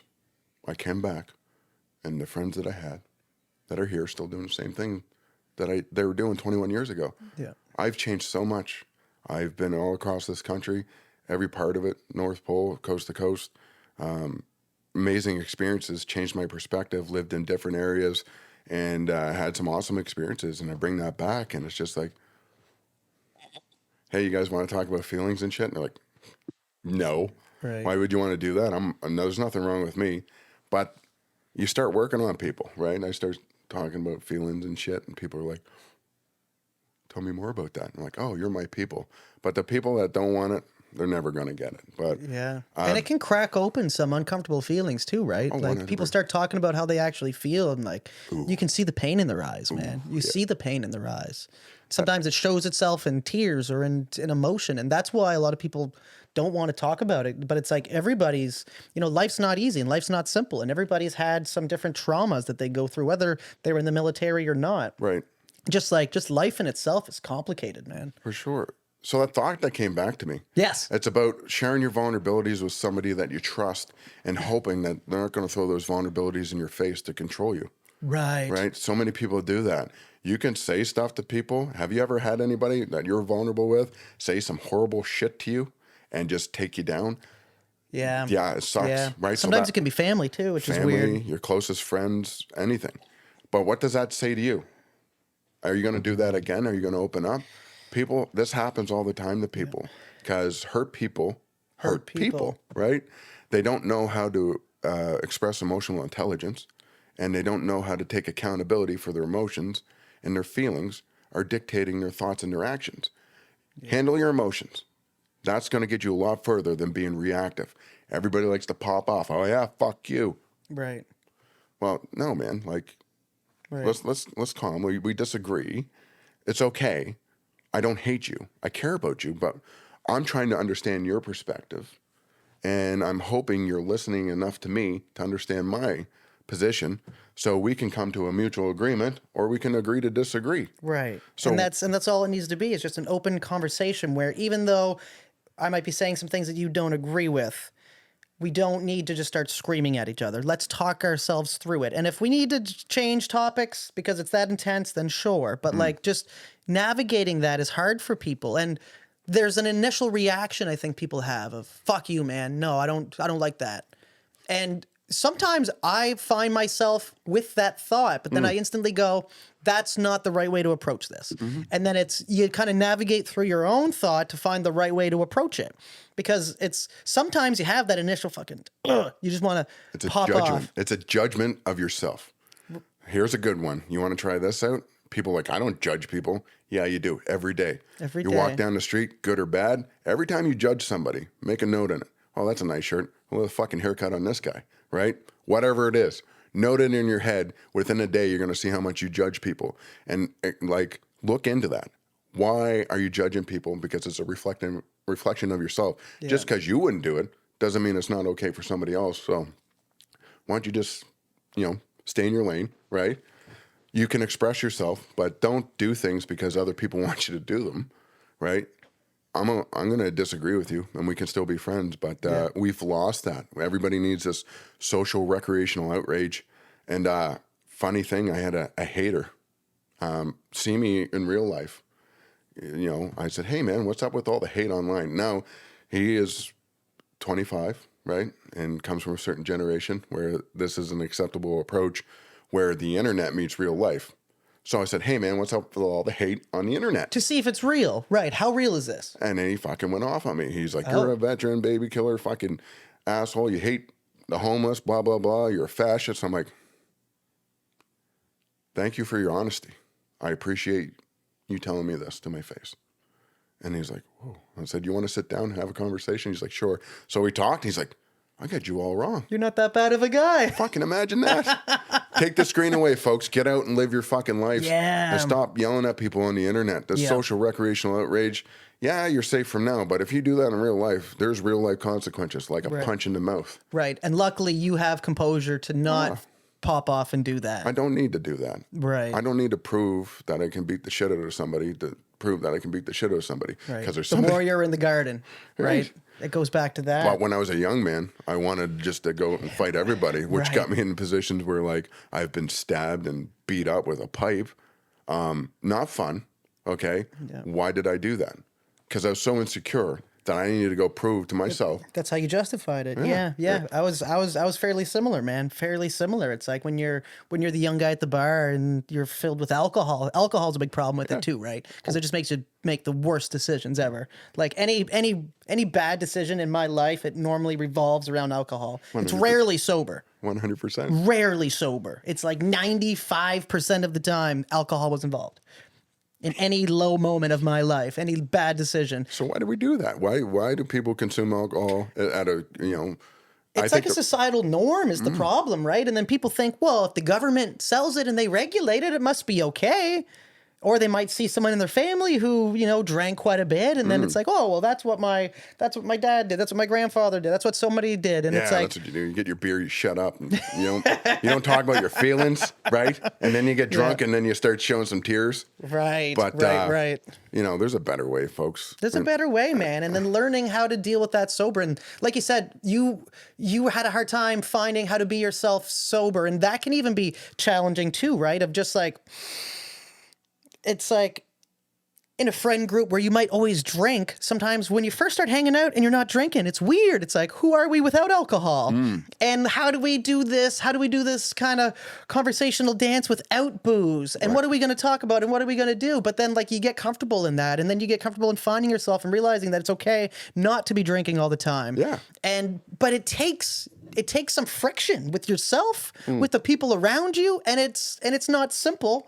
But the more you do it, just like anything, going back to, like you said, the reps at the gym, you know, the more you do it, the easier it becomes. And you start to build momentum with it. And then you start to see the light in it. And then you start to radiate in a different way. And you start to have a better time. And you wake up feeling better, and you're not filled with remorse and regret because of the bad decisions that you had with the booze too. And the money you save. The money, man. It's all about the money. I don't even know how I drank when I was younger. Going out to the bars uptown. Well, you didn't eat. You didn't have any money for anything else. I just drained the bank account every Friday, Saturday. Just let's go have some fun, right? This is it. Like, that's what it became. It was like drinking was the activity.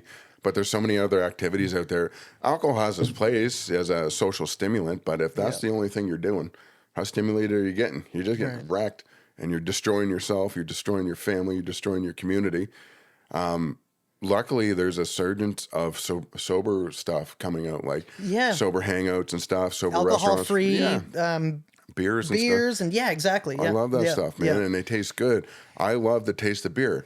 I could drink beer all day and still have the same effect as if I had no alcohol in it. Right. Because I'm so conditioned to drinking. Well, probably not now because it's been a while, but I don't want to test it, right? Like I'm good without alcohol now. No, yeah, me too, exactly. I don't need like if I'm not drinking, I have no problem telling people that I'm not drinking, and I'm here to have just as much fun. Yeah. Don't worry about me. I'm just not going to have a drink right now. And then sometimes you have the mocktails and stuff like that, but like that to me is almost I'm all in or all out on normally what I'm doing. So it's like if I'm off the booze for a while, I have no problem. And my friends are getting used to it too. At first, they're like, what the hell is he doing? Why is he going on these stints? And like people would say to me, you don't have a problem, man. And it's like, but it's not about that. It's not about whether I had a problem or not. I want to make sure that this never becomes a problem. And by doing that, I'm going to test myself to figure out, is it a problem? And I'm going to go 2-3 months sober just to see, just to play a game with myself, just to test my internal fortitude. See how you feel, man. And you need to test yourself. And that's a good point. People don't test themselves. They're weak. They go out and they're like, I can never do that. Well, you don't even try. Like, get up. People used to ask me for advice all the time, and I'm like, I'm going to help you. I'm going to save you. And then I do all this work, do a workout plan for them and stuff, and get them set up for meals. And then they'd be like, call them back a week later, and be like, no, I didn't do it. I'm like, okay, I got to start saving my own energy. So I tell people, you want to get fit, here's what you do. You drink 2 liters of water a day, and you go walk 30 minutes every day. 15 minutes out, 15 minutes back. Come back to me in a month. If you can do that, then you have a chance. But if you're not willing to drink 2 liters of water a day and go for a walk, I can't help you. You can't help yourself. That's the litmus test. Set the bar, and if people reach that bar, then you reward them. If they don't, they got to figure it out. They need to hit their rock bottom. So, yeah, man, people don't like testing themselves. I love to test myself all the time. But that was that mindset. Like David Goggins, the one that you're in, that if you're not exhausted all the time, you don't have to live like that. I used to kill myself at the gym. Go and do endless cardio, get out in the community, go, take my dog for a 3-hour hike through the woods, and then do all this other stuff. And at the end of the day, I'm like, still exhausted. But now I get to do all those things, but I'm not exhausted. I feel good. I'm fueling the body. I'm training properly. Yeah. I was training for 5 years now, and I just hired my first coach ever. So I trained in the military and properly, but as soon as I hired a coach, my trainer has flipped the script on me. I'm training effectively, and I've never had more results than I did in the last 2 months than I did from her. Like, she's a genius, man. And it's just like, I feel good from the first workout. Shout out to Alyssa. Can't say your last name, but it's Italian. Capoliano. I don't know. I tried that, but she's out there at the Afterburn. But man, she flipped the script on me, and man, I've never been happier. Food's lined up, training's on point, and everything, and the mental health's on point, spiritual's on point. I'm a good man for my family. Now, there's still that savage in there that I can go and, want to punch people in the face, but I don't. Absolutely. But it's all being maintained, and it's all being It's all being managed. What you're talking about is just managing the self properly. Right. Managing the self properly. And just to say, here's the funny thing is when you're managing yourself properly, it almost feels as though like, oh, look at this guy, like taking care of himself. There's almost, some people almost have this like soft approach thinking like, oh, look, he's not a savage anymore. But it's like, what makes anybody think that? What makes anybody think that taking care of myself isn't the hardest thing that I've ever done? It is hard. It's hard to manage yourself. It's so hard. It's It's man, so a lot hard. of fucking work. So It's so hard. start there first, right? Yeah. Well, a lot of people go out, and for me, I thought it was a woman that was going to fucking show me how to love myself. Nope. No. It was a man, folks. No. It was a man to show me the love that I couldn't show myself, and I'm pretty grateful for that and have that experience. But people go and they want that next thing to make themselves feel good. Realistically, they just need to start loving themselves and start taking care of themselves, surround themselves with good people instead of shitty people out there. Yeah. But The reason I say it's hard isn't to deter anybody. It's just so that if anybody is looking to start that journey, that they realize, and if they start to encounter friction, that it's like, that's normal.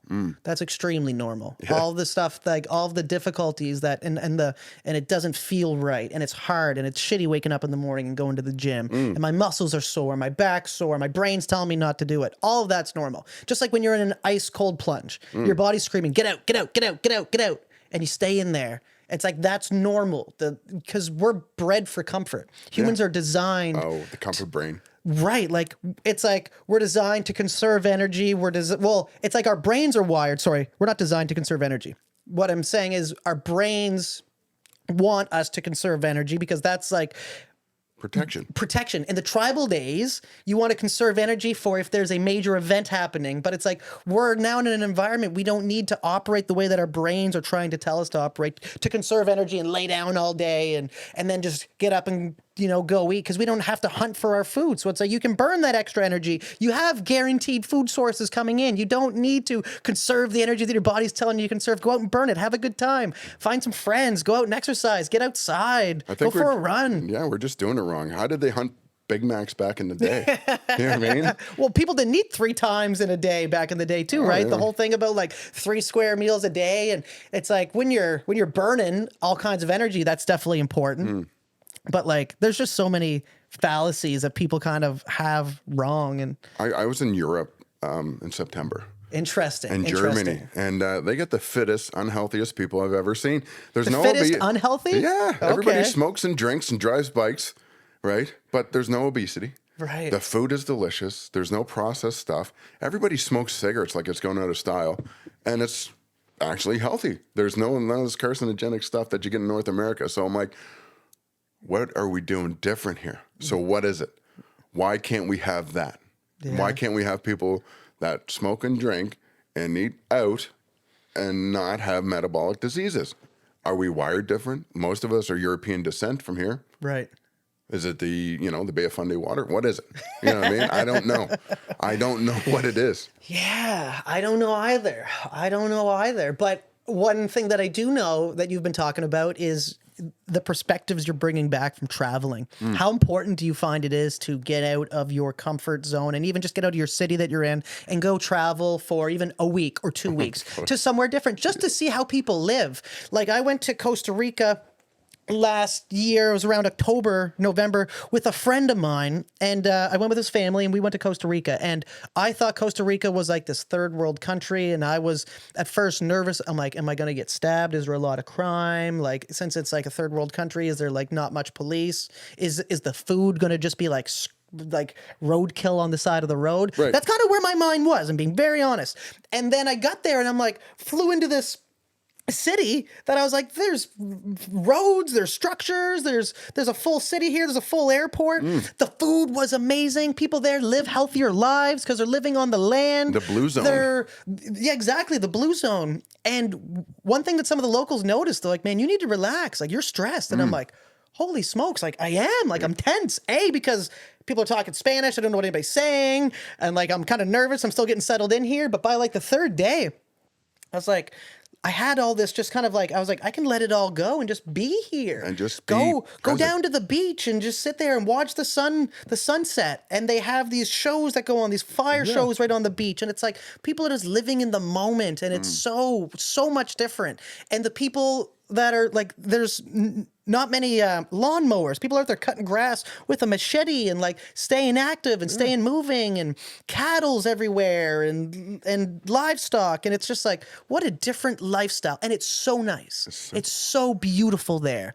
It's so beautiful. It's surrounded by all these beaches and all this beautiful greenery and volcanoes and everything you look at on the beach is moving. When I grabbed sand, I was like, there's all this life in this sand. There's little hermit crabs and everything's moving around you and you don't even notice it.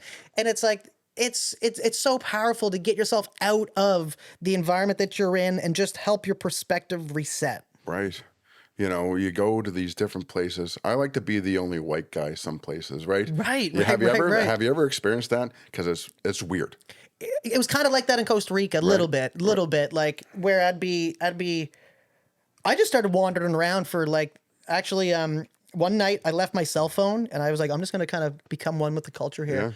Yeah. And everybody I was with was like, man, that's dangerous as can be. And I'm like, I've already been here 3 or 4 days. I'm starting to get climatized. I have a feeling that this will be fine. So I just kind of went out, had some drinks, met some people. Sometimes we were barely able to talk, but we were just vibing off of each other for energy, right? And it was like, it was a lot of fun, man. I had a really good time. And like, I like doing stuff like that every once in a while where it's like, become like, don't just do the touristy things. Go in and become part of the culture. Go in and explore it. And you see have what they're... to do that, right? Get off the resort. Get off the resort, Go right. out there. I went to the Dominican Republic with my buddy who looks Haitian, and at the time, and he's like, "Don't worry, man, we'll go down." So I go down to the Dominican. He takes me to this like place. It's a resort, but you can just walk right out into the street. It's right after COVID. Yeah.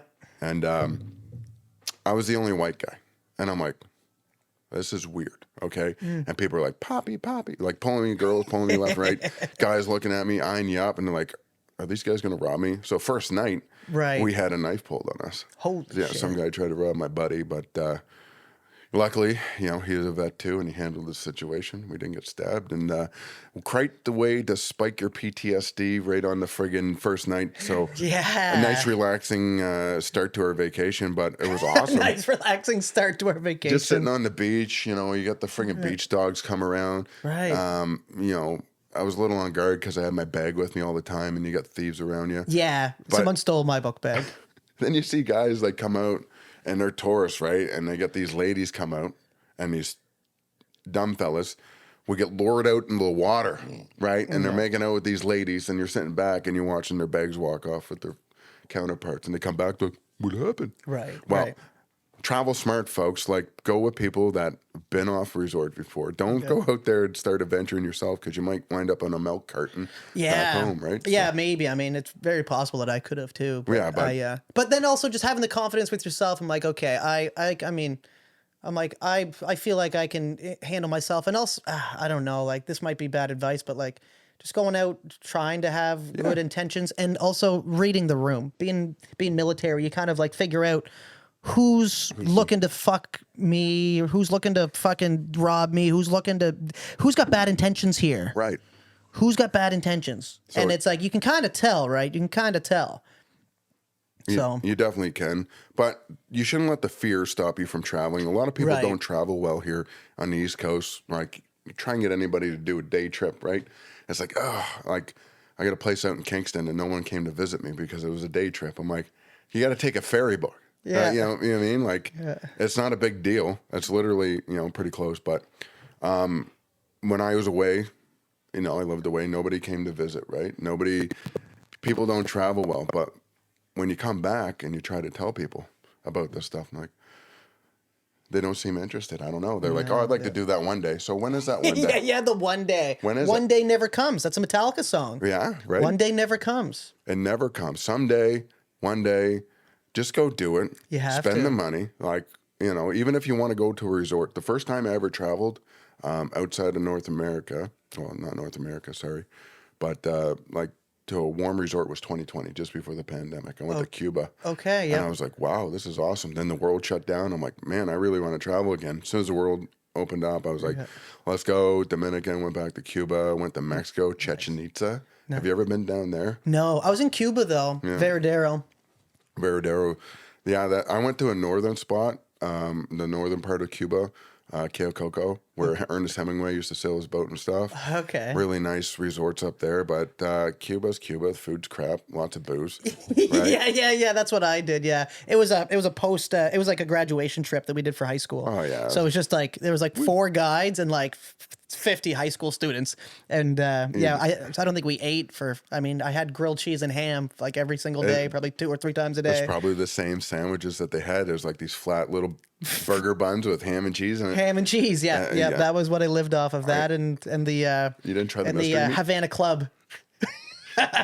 They had this beef there, but I didn't see many cows in Cuba, so I'm just assuming that it was some sort of meat. But I had that rice and stuff every day. It was good. You could eat stuff, but you're not there for the food anyway. No, you're not You're there for the beaches. Yeah. Friggin' Mexico was awesome. That's when, I went in 2022. That was my last vacation to down south. But if you have never been to the Mayan ruins, that is a powerful experience. Man, you were there, eh? Chichen Itza, man. You go in and it's just like, it changed my life. And I met some Mayan Did you get to go inside them? No, they got them blocked off. Okay, but even just seeing them from the outside. It is cool, man. It is definitely recommended. You can go do it. And then there's something I always wanted to do. And then I did it. And then I went rappelling down in a cenote, which is a cave. And it was like 70 feet down and nobody wanted to rappel. I'm like, I'm going first. Right, let's go. So we went down there. Later, I found out that's where they toss all the dead bodies back in the day. Oh, so shit. You're swimming in other people's DNA, getting that stuff in your mouth makes you feel a little uncomfortable. But, you know, it's a cool experience. What was the Mayan, cave or the Mayan pyramids like? Oh, it was powerful, profound, and just to see the engineering that went into it and everything laid out. How did they do it? How did they do it, man? Even the Egyptian pyramids too, right? Like the Great Pyramids of Giza. It's like... I think there was some type of technology that we can't explain or that we don't understand right now that they understood. Whether it was like some type of sound vibrations or something. Like, how did they build these structures? People say it was slaves. It's like, there's no way slaves operated in such a precise way. It makes no sense that it was like some type of slavery. You know what's funny, actually? There's a fella I know. He's 101 years old. And for some reason, I thought, I'm going to ask him about what he thinks about the pyramids. And his name's George. He was ex-military, and I seen him at one of our last military dinners. He was one of the guests of honor. Awesome. And I was asking him there. I said, George, how do you think the pyramids were built? And he thinks that they brought sand, every layer, that they would roll blocks in place, and they chiseled the blocks and they rolled them into place, and then they would bring sand and push the sand up until you get to that next level, which is still preposterous, but it's like, what an interesting theory. And he thinks that they did that to the very top, and then eventually it became uncovered. And I was like, okay, that's an interesting theory. Yeah, you can go down that rabbit hole, man, of Egyptian theory and stuff like that. There was water there one time, you know, there's rivers that flow through there, you know. There's all kinds of different stuff out there. Be careful on the internet because you can get, you know, lost. Right. Like, and, you know, with aliens, then it goes down to right. What do you, I don't know how they got built, but I'm telling you, to go down there and experience it and experience a different culture, and just totally be immersed in it and try authentic Mayan food and hear them speak the language and be next to them. They're like this big, and realize that what took them out was cavities, sugar. Was it? Right? Their teeth rotted out. They didn't have dentistry, so that's what it was with sugar, folks. Took out an entire friggin' sugar. So were they harnessing like the sugar cane or something? Like they're harvesting it, and people brought it over, I guess. So we ended up getting it. I don't know the backstory of it, but I know it was sugar because that's what they told me down there. So another reason not to eat sugar, folks. Trying the authentic food. That's another thing that we did in Costa Rica, actually. So luckily, my friend that brought me, he had been there 5 or 6 times before. So he actually got to know some of the locals and got to figure out, you know, what are the local experiences that we can do. And and we went up to a mountain in Costa Rica, and we sat up there, and they prepared food over a fire. They made pitas from mashing rice. Yeah. from mashing rice and water, and then they fried that up. And there was a little bit of I think it was beef that they had for us, which there was a lot of cattle up there, so Yeah, that would for make sure. sense. And Costa Rica is so interesting because there's all this wildlife too, right? Like there's sloths, there's monkeys. Monkeys are extremely common up there. So you just be driving down the street. Actually, when I was sitting at one of the beach bars, a monkey just was right in the middle of this outside patio. Just hanging out. Just hanging out, up, guys? eating some of the food that people dropped, just kind of looking around. Is that neat to and see it's- different stuff like that? It's so fun, man. real And life? then you know we did things like with alligators where we went on these or like crocodiles, and we went on these crocodile tours where we went down like this river, and it was murky water, and filled with crocodiles, man. So Filled with scary. crocodiles. Like there was one point when I was nervous to even get on that that boat. And I was like, and like my buddy's like, man, this is so exciting. I'm so excited to show you. It's like, are you nuts? This is apex predators. These things have been around since like the dinosaur age. They're designed to kill. Yeah. They're designed to kill and eat, like even rotten flesh.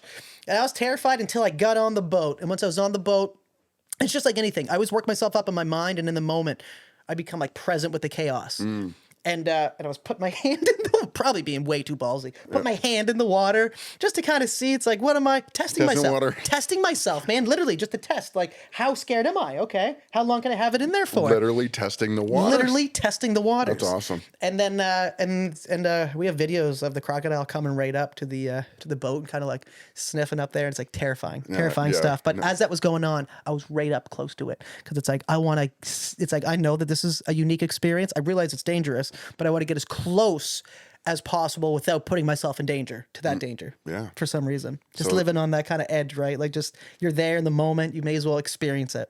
I guess that poses a question. Are you more afraid of a crocodile or a man? Damn. If I'd say a crocodile. Yeah. I'd say a crocodile. Any for kind sure. of wild animal that you encounter that can kill you, I'm 100 times more afraid of that than a human. Yeah, me too. Yeah. Well, Yeah. as a man, I guess, but apparently Some scary humans out there. there though. are some scary humans out there. There's Rockwood Park, right? Like people Yeah. are afraid of going to Rockwood Park because some guy with 30 years old, no teeth, balding, wearing jogging pants, attacked a lady. Is this the guy like with the pipe that walks around and like the sticks and stuff that walks around? I literally just seen on Facebook today that there's a guy that smashed out the windows at Matote Art Gallery? is that the same guy? Yeah, and then he went around. And he's attacked people at Rockwood Park too. I And don't think he was attacking people at Rockwood Park, but No, okay. there is an epidemic of people. You know, the description alone described half of St. John, right? Like, Right. So what do you do now? And now people aren't feeling safe to go out to these places. So what I did was start tricking people, right, to get out and get fit, keep fit, and have fun. I'd hide gift cards to local businesses out on the trails in Rockwood Park and say, go fucking find it. that's cool. That's all you got to do, right? That's really cool. And now there was a good response to it, but also people were like, "Oh, I don't want to put myself in danger." I'm like, "Well, Yeah. that's part of it." So I hid one out in Rockwood Park. I hid one out in Irvin Nature Park. I'm trying to get people up to the community. So we have a hopscotch in front of my girlfriend's place. Okay. And I said, you come up and you take a selfie and I'll give away like gift cards to local businesses. All you got to do is come to the neighborhood, take a selfie. Maybe you'll see shit for yourself. I guarantee you come up to Waterloo Village, hang out for 30 minutes any given day, you're going to see some shit. This is a problem. People aren't feeling safe in our community. We need men to stand up Yeah. and make it safe. I went down to Area 506 after I saw you. We're on the way back, and we saw a bear spray attack with my kids. What? Buddy pulls out a can of bear spray. Bear sprays a guy right on King Street, middle of the day, right? I got my kids there, you know, little Maisie, Marley, 3 and 9. Got my girlfriend, got my family. This guy's come running down. Now, the hero brain in me is like, I could fuck this guy up and just blast him, right? But the protector in me is like, my family's good. I got to make sure they're good. I'm going to let this guy run by because it's none of my damn business. I know. Right? So there you have a choice, right? What are you going to do? So you mess with my family, you're going to get it. Right. But if you're not messing with me, it's everything in my ability to protect them at that point. Yeah. Now, I'm not going to put myself in harm's way. No. But this is the climate that we're in. People aren't feeling safe. We need strong men to build themselves up, quit being a liability, quit being of this earth, eating all that processed shit, being shitty to your family, drinking alcohol, and not knowing who you are. You need to find out who you are. You need to stand up, grow a spine, and protect your family, protect the community, because we're so soft right now. We're seeing this affect everybody. Damn. What do you think? So everybody needs to stand up. So then is it like, is it the city's citizens' responsibility at this point to stand up and like clean up the streets? Because that's almost the message that Bob McVicker was saying too, is like people are going to start resorting to vigilantism, where we're going to take matters into our own hands. And it's like, is that the answer? This is the crazy part, man. And this is a real question that we have to deal with right now in this city alone, in St. John, is there is some major problems. And it doesn't seem like the police have an answer. It doesn't seem like the people in charge, the councillors, the mayors, there's not much being said on this. And that's why, I wanted to have you down. That's why I like talking to people like Ryan Gilmore too, because at least they're being vocal about the problems. And a lot of people are just scared to be vocal about the problems, because then there's the other side of society that says like, oh, well, you know, they're disenfranchised people and this and that. It's like, but something still has to happen. What's currently going on is not the solution. And you can't let this get out of control, and it's already out of control. Right. So we need people not to be cowards. We need to stand up and protect your fucking kids. Your kids. Yeah, right? because like in that instance, right, there's somebody running down the street with bear spray, and you're there with your family, and it's like, you know, that's a scary situation to be in. And luckily, you handled it the way that you did. But let's say that was somebody who said something, or somebody that, you know, where that situation turned sideways and the bear spray now, and then now you get your kids getting bear sprayed. It's like in our city in St. John, you know, you hear about the stuff on the news in LA, and you hear about it in BC, and you hear about Vancouver's bad. You hear about it in I've heard some bad stories about Vancouver, man. I was just down there last year. Man. Yeah, I was down there, man. It's scary. People are walking around completely bent over, like, and they're still, it's like zombies. They're still functional. You know what that is, eh?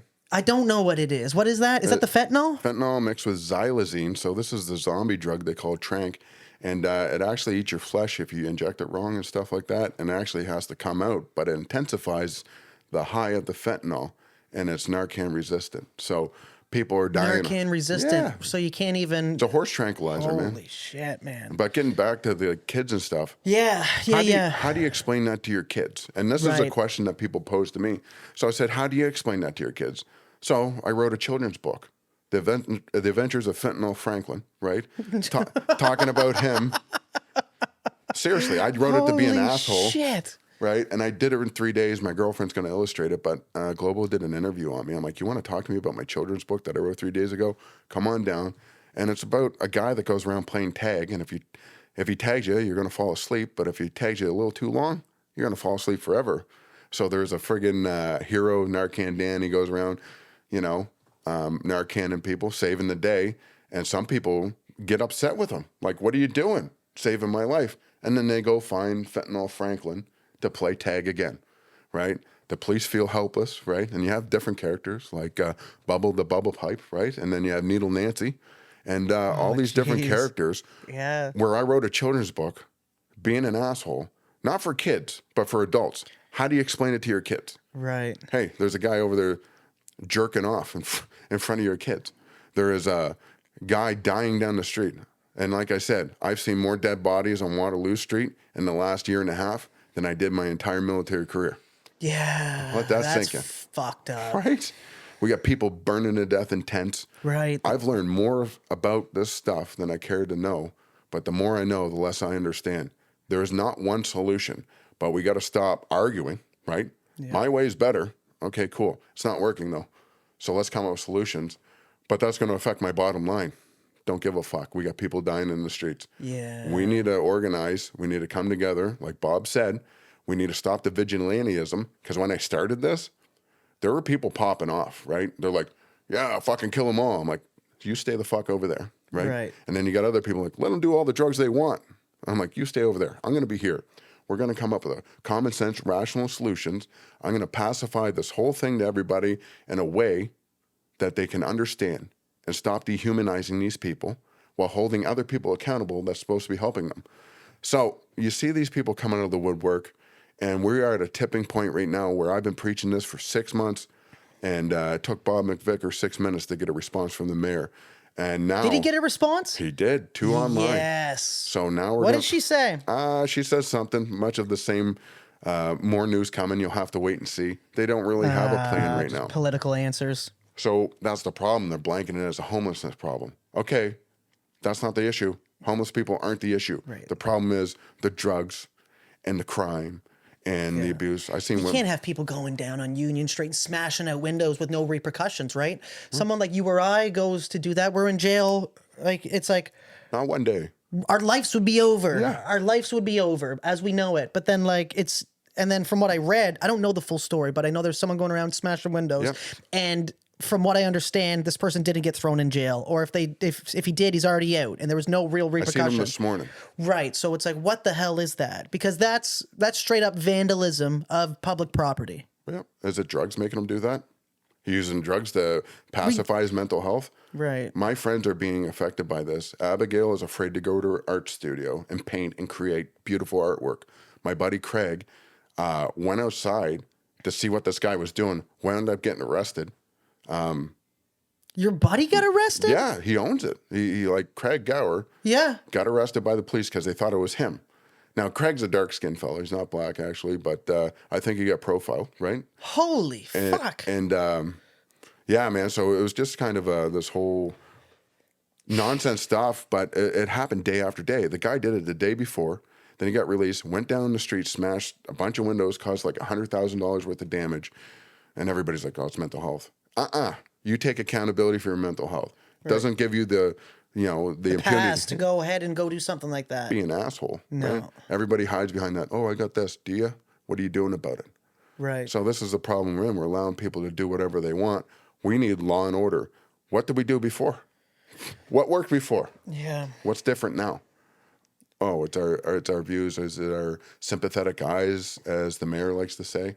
Like, we're turning a sympathetic eye to women getting exploited, abused, beat up. All the stuff I've seen that I've shared on my Facebook, a lady taking a piss in my flowers, using meth right in front of my place, watching people get the shit kicked out of them. All this stuff that we got to explain to our kids. Yeah. So I expect there's going to be a series of children's books if it doesn't stop. Yeah. You know what I mean? So we, as adults, it's our responsibility to take charge, stand up, and correct this course. It's not a big problem yet. We're now where East Hastings was 6 years ago. Right. So it's coming. It's like the tipping point. We're at the tipping point of where this can become a major problem. Yeah. And already just like I've never seen this much homeless people in St. John that I have in the last 2 years than I have in my entire life. Like, there was never anything like this growing up. Growing up, there's maybe one or two people asking for money on the street. And that seemed to have been it, from my perspective anyway. But this seems like it's rampant out of control right now. And then the tent encampments, even off the highway, like as you're coming from the east side, heading out this way here to Quispam or Hampton. When you're coming from that McAllister ramp, there's like a tent encampment. I don't know if it's just one guy or whatever, but like that guy's like dug into the woods there. Yep. And then you had the guy like under the overpass off the highway, like up like central uptown by the ballparks. Yep. And like, it's like people are dug right in, man. Yeah. And I feel for them too, if that's the last resort. If you have no family, some of these people might not be doing drugs. They might just be doing the best they can to survive. And that's a whole other topic. But then you see the encampments too, and like a lot of that is it seems like drugs going on in there. A lot of people take pictures of the drug, like of the dealers going in and stuff. It's horrible to see. It's horrible to see, and it's horrible that people have to live that way. Man, we're allowing this to happen. We're allowing people to get exploited. The most vulnerable are getting exploited at every level. They're getting exploited by the people that are helping them. They're getting exploited by the dealers. They get stuck in this trap. They can't get out of it. I don't think we should be handing out needles and pipes at the rate of $5,000 a week down there at Avenue B. That doesn't seem like a good answer, no. No, but our tax dollars are paying for that. Wayne Long gave them $480,000 there recently. So, and we gave Julie Dingwall an award, and a civic award in St. John for doing such a great job for handing out needles and crack pipes that's causing the degradation of our friggin' community, right? Like That's so mind-blowing. so we need people to stand up, start talking about this stuff. And I tell you right now, you want some ire for some people, start talking about nonprofits and the shitty job that they're doing, trying to make them do it better. All I'm asking for, this is what we need. If we're going to have sites, they need to be supervised and monitored, and not just a camera up, but people physically on site controlling the traffic that comes in and out. So we're not getting women being trafficked. We're not getting drugs trafficked. We're not seeing people dying, or close to death from fentanyl use. So, I mean, you could tell people. And then when they say like we don't have the resources, it's like, well, there's all kinds of funding for everything in the government. There's funding, there's money being sent overseas at an exponential rate. Like things need to be fixed here. And part of me, as you're saying this, and you mentioned Wayne Long, it's like, is part of this a deterioration of bad leadership? Right. Of, let's say at the top level right now, Trudeau, a lot of stuff's been going on. A lot of corruption's been going on at his level. And it's like, does that slowly trickle down into society? And it's just like in the military. Think about if you have a bad leader who's, let's say, maybe like stressed or like, or unethical, that trickles down into the troops that they're leading. And I think that this is it's a result of bad leadership, I think, at the very top level as well, because a lot of this stuff seems to have really starting to become rampant since COVID, right? It seems like COVID was a spiral. It was a whirlwind that just blended everything up. It's like putting everything into a blender, and chaos was just going on. Nobody knew what was going on. No, people were scared of their neighbors. Right. Everybody was online, upset, chaos. And we're now seeing this blender slow down, and it's all starting to settle. And here's where the pieces are landing.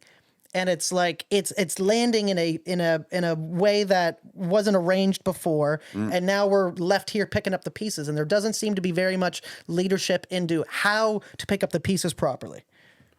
Absolutely. Weak leadership, it's divisive leadership. They want to be like, everything goes. Well, everything can't go. We have law and order. We need to hold people accountable, our elected officials. I've been up to city council. Everybody cares more about feelings. Right. But their feelings. What about it's like that. There's no time for feelings right now in a situation where there's so much that needs to be done. Like, let's talk infrastructure. Let's talk getting more doctors into Canada. Let's talk fixing the friggin' like the water supplies for people that don't have good water, like things that are crucial for life. Let's get back to that. And then once we get all that sorted out, once people are living good lives, then let's go back to the talk about people's feelings. Right. Then you have a little bit of room to say who's offending who. But right now, it doesn't seem like that's the main focus of most leaders, it seems like, is who's allowed to use what bathroom and what, It's ideologies. It's crazy, man. Ideologies should have nothing to do with politics. We need to lead what's best for the people as a collective. I accept everybody for who they are, and I meet them where they're at. I don't necessarily have to agree with their lifestyle, but I love them anyway. And I show people love and compassion, right? I'm not here to judge you, but don't judge me. I get a lot of hate for the way I look, right? People like to paint me with a brush, put me in a box. Good luck, man. That's why the soapbox preacher is about getting outside your box, standing up on top of it, and speaking your truth, right? And people don't like the truth. I'm starting to see that. And it doesn't matter how you try to pacify that for people. Someone's always going to bitch or complain about it, man. 100%. At the end of the day, but when you're being truthful, it's gonna really piss people off. Yeah, it's gonna really shake things up. But I think that's when you're standing for something, right? It's like if there's nobody upset at you, that means you've never stood for something. Yeah, you're spineless, right? That's right. it. It's like just by the nature of standing up for something that you believe in, that's gonna piss somebody that believes contrary to you off. That's gonna and that's fine. That's allowed. But it doesn't mean that we're different people and that we need to be against each other either. That's the part that is hard for most people to realize, is even though there's some people I might not agree with what they're saying, but it's like overall, sometimes it's still fun to hang around them. There's still sides of people that you can see, and there's still things that you can relate to. And I think everybody wants to have a safe life. Everybody wants to have a kind of safe environment. Everybody wants similar things. Everybody wants to be able to go out and do their best. And if you really break it down to the needs of the majority of people, I think everybody has similar needs and wants. And we're being convinced that everybody is against each other and that our neighbors are the enemies. Right. And that's not the case at all. There needs to be way more unity happening, man. It's the division, like you said. It's the division of politics and the division of ideals. And it's like people need to come together more now, like now more than ever. That's it, man. Like people are like, why don't you just move off of Waterloo? Well, that's not the point. That's not the That's right. the point is because then this there's is a gonna be community. someone else's problem. It's a community. Most of these people can't afford to move, right? And they can't afford $1,400 a month rent. So when people move out, those rents go up. The landlords, who wants to pay $1,400 a month to live next door on Waterloo? Nobody. But you know who's going to pay it? Government of New Brunswick to subsidize that apartment. That's a big issue. But people shouldn't have to move. No. Right? There is such a That's community. running from the problem. Right. There's such a community in Waterloo Village where you talk to your neighbors, you know what's up, you say hello, you get out there. That's what I love. You don't get that in the suburbs, right? When I used to live out in the suburbs, I never felt more disconnected in my life, right? People are afraid of you. You're like, good morning, hope, especially in Winnipeg. Oh, I went out there too, right? Yeah, man. That's actually one reason why I left Calgary is you can't talk to people. In these big cities, like if I'd be on a train with somebody and I'd say, hey, how's it going? And people like it's either they think you're trying to scam them, they think that there's something going on, and people they run into so many other humans on a day-to-day basis that they're not even interested to tell you how they're doing. But we have the small mindset here in New Brunswick. We have a tighter knit community, right? Where we have a sense of kind of neighbor and community, and it's a different lifestyle here.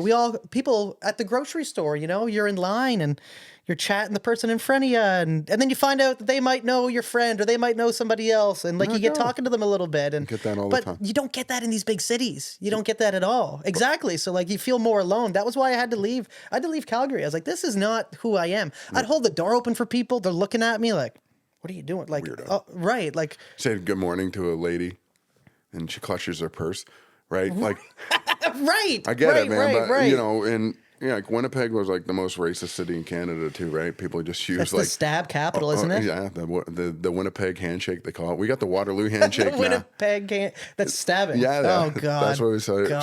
So I worked downtown in Winnipeg for 6 years, frigid cold, and I seen some stuff.